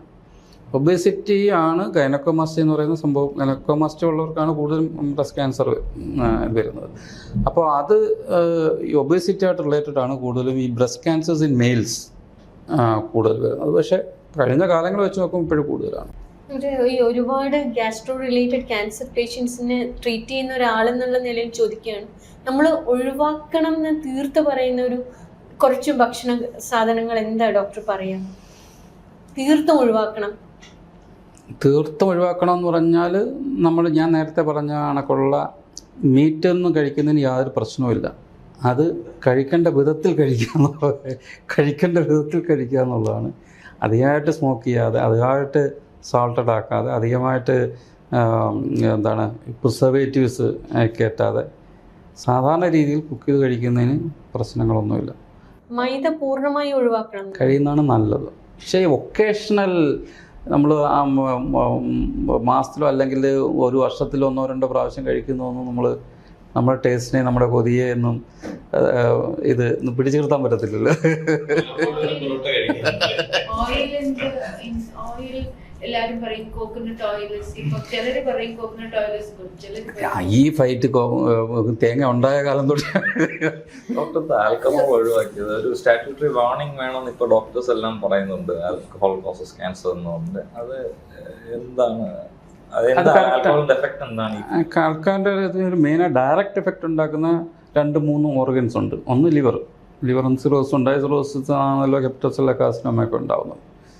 രണ്ടാമതുണ്ടാകുന്നത് പാങ്ക്രിയാസ് എന്ന് പറഞ്ഞാൽ 2 തരത്തിൽ പാങ്ക്രിയാസിനെ, അതായത് റിക്കറൻ്റായിട്ട് പാങ്ക്രറ്റൈറ്റിസ് വരുന്നൊരു പാങ്ക്രറ്റൈറ്റിസ് എന്ന പാങ്ക്രിയാസിനുണ്ടാകുന്ന ഇൻഫ്ലമേഷൻ അല്ലെങ്കിൽ നീർവീഴ്ചയ്ക്കാണ് പാങ്ക്രറ്റൈറ്റിസ് എന്ന് പറയുന്നത്. അത് റിക്കറൻ്റായിട്ടുണ്ടായിട്ട് ഈ ക്രോണിക് നമുക്ക് നേരത്തെ ഞാൻ ട്രോപ്പിക്കൽ പാങ്ക്രറ്റൈറ്റിസിൻ്റെ കാര്യം പറഞ്ഞാണ്, അതിന് സമാനമായിട്ടുള്ള ഒരു സംഭവമാണ്. ഇതിനകത്ത് സ്റ്റോൺസ് ഫോം ചെയ്യും. ഈ ട്രോപ്പിക്കൽ പാങ്ക്രറ്റൈറ്റിസും സ്റ്റോൺസ് ഫോം ചെയ്യുകയാണ് ചെയ്യുന്നത്. ഇതേപോലെ ഈ റിക്കറൻ്റായിട്ട് അറ്റാക്സ് വന്നിട്ട്, ഇൻഫ്ലമേഷൻസ് വന്നിട്ട് ഇതിനെ ക്രോണിക് പാങ്ക്രറ്റൈറ്റിസ്. ഈ ക്രോണിക് പാങ്ക്രറ്റൈറ്റിസും കാർസിനോമ അല്ലെങ്കിൽ ക്യാൻസർ ഉണ്ടാക്കുന്നതാണ്. ഈസോഫാജിക് ക്യാൻസറും ആൽക്കഹോൾ റിലേറ്റഡ് ആണ്. ഒട്ടുമിക്ക അപ്പർ ജി ക്യാൻസേഴ്സും എല്ലാം ആൽക്കഹോൾ ആയിട്ട് റിലേറ്റഡ് ആണ്. ആൽക്കഹോൾ എന്ന് പറഞ്ഞാൽ ആൽക്കഹോൾ കഴിക്കുന്നവർ മാത്രമേ വരുന്നുള്ളൂ, അത് ഉപയോഗിക്കുന്നവർക്ക് ഇത് കൂടുതലാണ്. ഡോക്ടർ, അതുപോലെ ഈ കോൺട്രവേഴ്സിയിലാണ് അജിനോമോട്ടോയുടെ ഉപയോഗം. അപ്പോൾ അജിനോമോട്ടോ ഇത്രയും ഒരു പേടിപ്പെടുത്തുന്ന സാധനമാക്കി മാറ്റിയത് അമേരിക്കൻ ഫുഡ് ഇൻഡസ്ട്രി ആണെന്നൊരു തിയറി ഉണ്ട്. അതായത് ഈ ചൈനീസ് ഫുഡ് അമേരിക്കയിൽ പോപ്പുലറൈസ് ആയതോടുകൂടി അജിനോമോട്ടോ നല്ലതല്ല എന്നുള്ള കാര്യത്തിൽ സംശയമൊന്നുമില്ല. അപ്പോൾ അത് എത്രത്തോളം അതിന് ഇമ്പാക്റ്റ് ഉണ്ടെന്നുള്ള കാര്യത്തിൽ പഠനങ്ങൾ നടക്കേണ്ടിയിരിക്കും. ചൈനീസ് ആളുകൾ ഇത് ട്രഡീഷണലി ഉപയോഗിച്ച് വരുന്ന ഒരു സോൾട്ട് മാത്രമാണ് അജിനോമോട്ടോ. അതിനിങ്ങനെ വില്ലനാക്കി മാറ്റേണ്ട കാര്യമില്ല എന്നൊരു. ചൈനയെ സംബന്ധിച്ചിടത്തോളം നമുക്കുള്ള പ്രശ്നം എന്ന് പറയുന്നത് നമുക്ക് അവരുടെ ഹെൽത്ത് സിസ്റ്റത്തിന് ആക്സസ് ചെയ്യാനുള്ള പ്രയാസമാണ്. പ്രത്യേകിച്ച് ചൈനയ്ക്ക് പ്രത്യേകതരമായിട്ടുള്ളൊരു റെസ്ട്രിക്ഷൻസ്. കാര്യം നമ്മൾ കൊറിയയിലെ കണക്കോ അല്ല ജപ്പാനിലെ കണക്കോ അവരുടെ ഹെൽത്ത് സിസ്റ്റത്തിനെ നമുക്ക് ആക്സസ് ഇല്ല, മനസ്സിലായില്ലേ? അവരുടെ പബ്ലിക്കേഷൻസ് എല്ലാം അങ്ങനെ തന്നെയാണ്.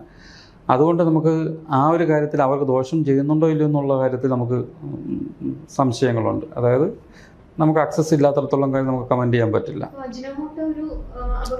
അപകടകാരി തന്നെയാണ്. പക്ഷേ അതിന് എത്രത്തോളം അപകടം ഉണ്ട് എന്നുള്ളത് നമ്മൾ പഠനങ്ങളിലൂടെ മാത്രമേ പറയാൻ പറ്റുള്ളൂ. നേരത്തെ ചോദിച്ചതിന്റെ ഒരു കണ്ടിന്യൂറ്റി ആയിട്ട് ഒരു ക്യാൻസർ സർജൻ എന്ന നിലയ്ക്ക് കേരളത്തിലെ ക്യാൻസർ കൂടുതൽ കേരളം ഒരു ക്യാൻസർ ക്യാപിറ്റലാണെന്ന് പറയുന്നത്. എന്തൊക്കെ, ഞാൻ ഭക്ഷണം മാത്രമല്ല ചോദിക്കുന്നത്, എന്തൊക്കെയാണ് മലയാളികൾ പാലിക്കേണ്ട രീതികൾ? അത് ഭക്ഷണത്തിലാകാം, അല്ലെങ്കിൽ ടെസ്റ്റിങ്ങിന്റെ കാര്യത്തിലാകാം. ഒന്ന്, നല്ല ഭക്ഷണം, നേരത്തെ പറഞ്ഞ കണക്ക് നാറുള്ള പച്ചക്കറികൾ കൂടുതൽ ഉപയോഗിക്കുക, നല്ല പ്രോട്ടീൻ കൂടുതൽ ഉപയോഗിക്കുക, മാംസം മിതമാക്കുക. മാംസം ഉപയോഗിക്കുന്നതിന് തെറ്റൊന്നുമില്ല, മാംസം മിതമാക്കുക. മാംസം ഉപയോഗിക്കുന്ന രീതി നിജപ്പെടുത്തുക. ഇന്ന രീതിയിൽ മാത്രമേ നമ്മൾ മാംസം കുക്ക് ചെയ്ത് ഉപയോഗിക്കുക. ഈ പറഞ്ഞ കണക്ക് അധികമായ ഓയിൽ ചേർക്കാതെ കുക്ക് ചെയ്ത് ഉപയോഗിക്കുക. അങ്ങനെയുള്ള സാധനം ഭക്ഷണ പദാർത്ഥം. പിന്നെ കൃത്യമായ അളവിലും കൃത്യമായ ഇൻ്റർവെൽസും ഭക്ഷണം ഉപയോഗിക്കുക. ഇന്റർവെൽസ് എത്രയാണ്? ഐഡിയൽ ഗ്യാപ്പ് എത്രയാണ്? 8 hours ആണ് നമ്മൾ പറയുന്നത്. ഐഡിയൽ ഗ്യാപ്പ് എന്ന് പറയുന്നത് 2 മെയിൻ മീൽസ് 8 hours. അപ്പോൾ 3 മീലാണ്. അങ്ങനെയാണ് നമ്മൾ ട്രഡീഷണലി നിലനിർത്തിയിരിക്കുന്ന 8 hours ഗ്യാപ്പ് വെച്ചിട്ടാണ് നമ്മൾ ട്രഡീഷണലി. പക്ഷേ ഇപ്പോഴത്തെ സംസ്കാരം വെച്ച് നോക്കുമ്പോൾ ചിലപ്പം ഇന്ത്യൻ ഒരു കമ്പനിയിൽ വർക്ക് ചെയ്യുന്ന ഒരാൾ അമേരിക്കയിലുള്ളൊരു ഇന്ത്യൻ സിറ്റിസൺ അമേരിക്കയിലുള്ള കമ്പനി വർക്ക് ചെയ്യുമ്പോൾ അയാൾക്ക് രാത്രിയിലായിരിക്കും വർക്ക് ചെയ്യേണ്ടി വരിക. പണ്ട് അങ്ങനെയുള്ള പ്രശ്നങ്ങളൊന്നും ഇല്ലായിരുന്നു. ഇപ്പം അയാൾക്ക് ഡയറ്റ് മോഡിഫൈ ചെയ്യേണ്ടി വരും, അയാളുടെ ഇൻ്റർവെൽസ് മോഡിഫൈ ചെയ്യേണ്ടി വരും. അതൊക്കെ ലോങ് ടൈമിൽ പ്രശ്നങ്ങൾ ഉണ്ടാക്കുന്നുണ്ട്. 3 മീൽ അതാണോ ഐഡിയൽ?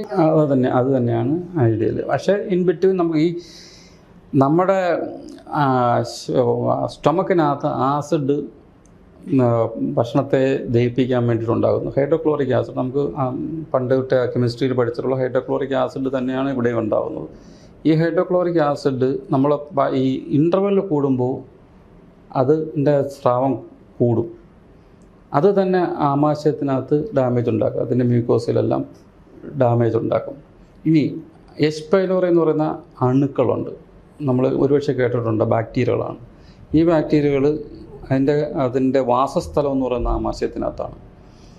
ഈ അണുക്കളും ഈ ആസിഡിൻ്റെ ആധിക്യം കാരണം അവിടെ വ്രണങ്ങൾ ഉണ്ടാക്കുക, അത് ക്യാൻസറിന് പോലും സാധ്യത കൂട്ടുന്നതാണ്. അപ്പോൾ ഇതിനെല്ലാം കോൺട്രിബ്യൂട്ട് പല സ്ഥലത്തു നിന്നുള്ള കോൺട്രിബ്യൂഷൻസ് കൊണ്ടാണ് ഒരു പർട്ടിക്കുലർ ട്രിഗറിങ് അല്ല ക്യാൻസറിനെ ഉണ്ടാക്കുന്നത്, പല കോൺട്രിബ്യൂഷൻസ് കൊണ്ടിട്ടാണ് ക്യാൻസർ ഉണ്ടാക്കുന്നത്.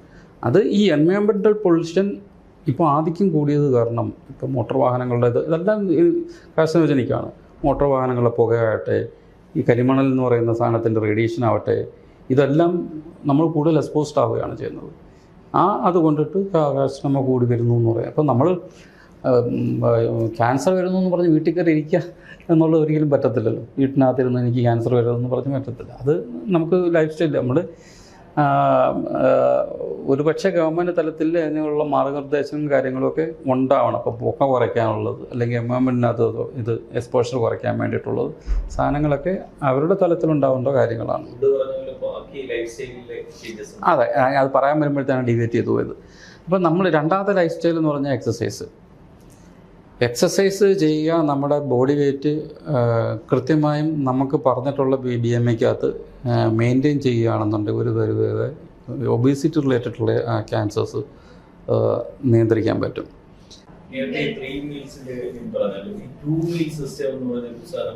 ഈ അടുത്ത കാലത്തായിട്ട് കൂടുതൽ പ്രൊമോട്ട് ചെയ്ത്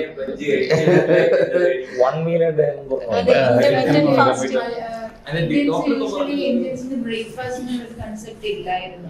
അവർക്ക് 10 o'clock 11 o'clock അവര് പല കമ്മ്യൂണിറ്റീസ് ഇപ്പോഴും അങ്ങനെയാണ്. മലയാളികൾക്ക് പോലും അങ്ങനെ ഒരു കൺസെപ്റ്റ് ഇല്ലായിരുന്നു.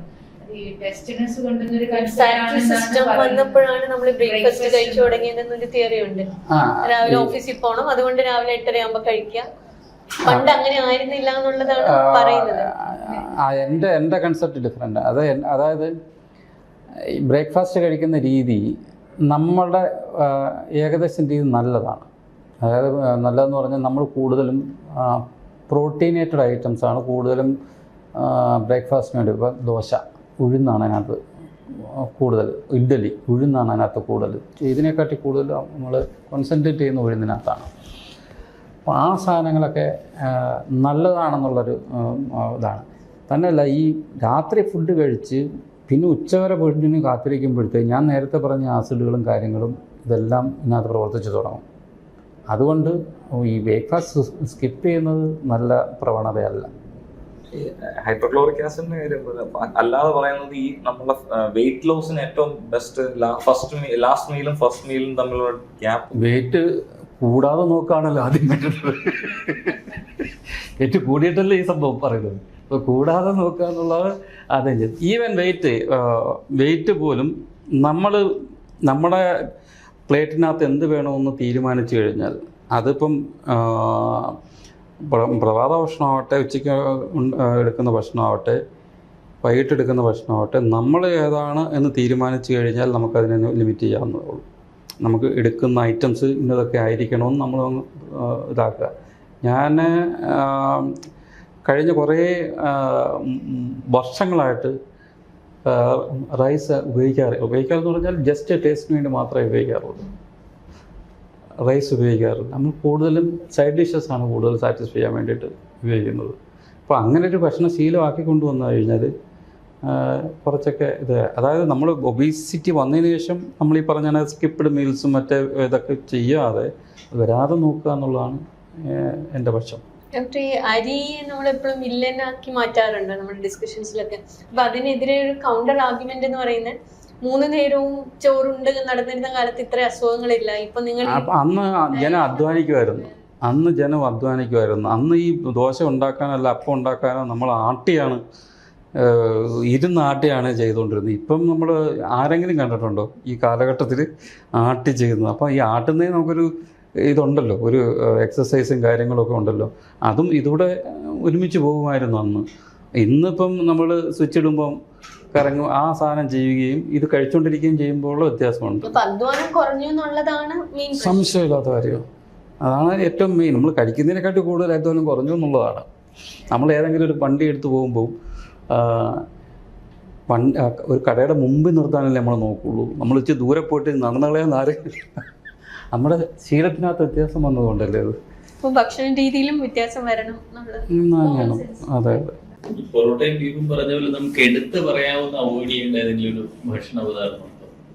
അതായത് ഐഡിയലി ഇത് കഴിക്കരുത്, bakery items, even that's A very general. ഞാൻ ചോദിക്കുന്ന വളരെ സ്പെസിഫിക് ആയിട്ട് അങ്ങനെ പറയാൻ വേണ്ടിയിട്ടുള്ള സാധനം അതിനകത്ത് ഏറ്റവും കൂടുതൽ സ്പെസിഫിക് ആയിട്ട് കൂടുതൽ വന്നിട്ടുള്ള പൊറോട്ട എന്ന് പറയുന്ന ഐറ്റമാണ്. പക്ഷേ മറ്റ് പദാർത്ഥങ്ങൾ വെച്ച് നോക്കുമ്പോൾ നല്ലതാണെന്നുണ്ടെങ്കിൽ കഴിക്കുന്നത് തെറ്റില്ല. പക്ഷേ കഴിക്കുന്ന രീതിയും ഈ പാചകം ചെയ്യുന്ന രീതി ഇമ്പോർട്ടൻ്റ് ആണ്. 3 മീൽസ് പറയുന്നത് പോലെ തന്നെ മറുവശത്തുള്ള ഒരു ആർഗ്യുമെന്റ് ആണ് ഷോർട്ട് ക്വാണ്ടിറ്റി ആയിട്ട് 6 മീൽസ് ഒക്കെ പോവുക. Will that help? അതുകൊണ്ട് തെറ്റൊന്നുമില്ല. 6 മീൽസ് ആക്കുന്നത് കൊണ്ട് തെറ്റില്ല. അതുകൊണ്ട് വലിയൊരു അഡ്വാൻറ്റേജ് ഇല്ലെന്നാണ് എൻ്റെ പക്ഷം.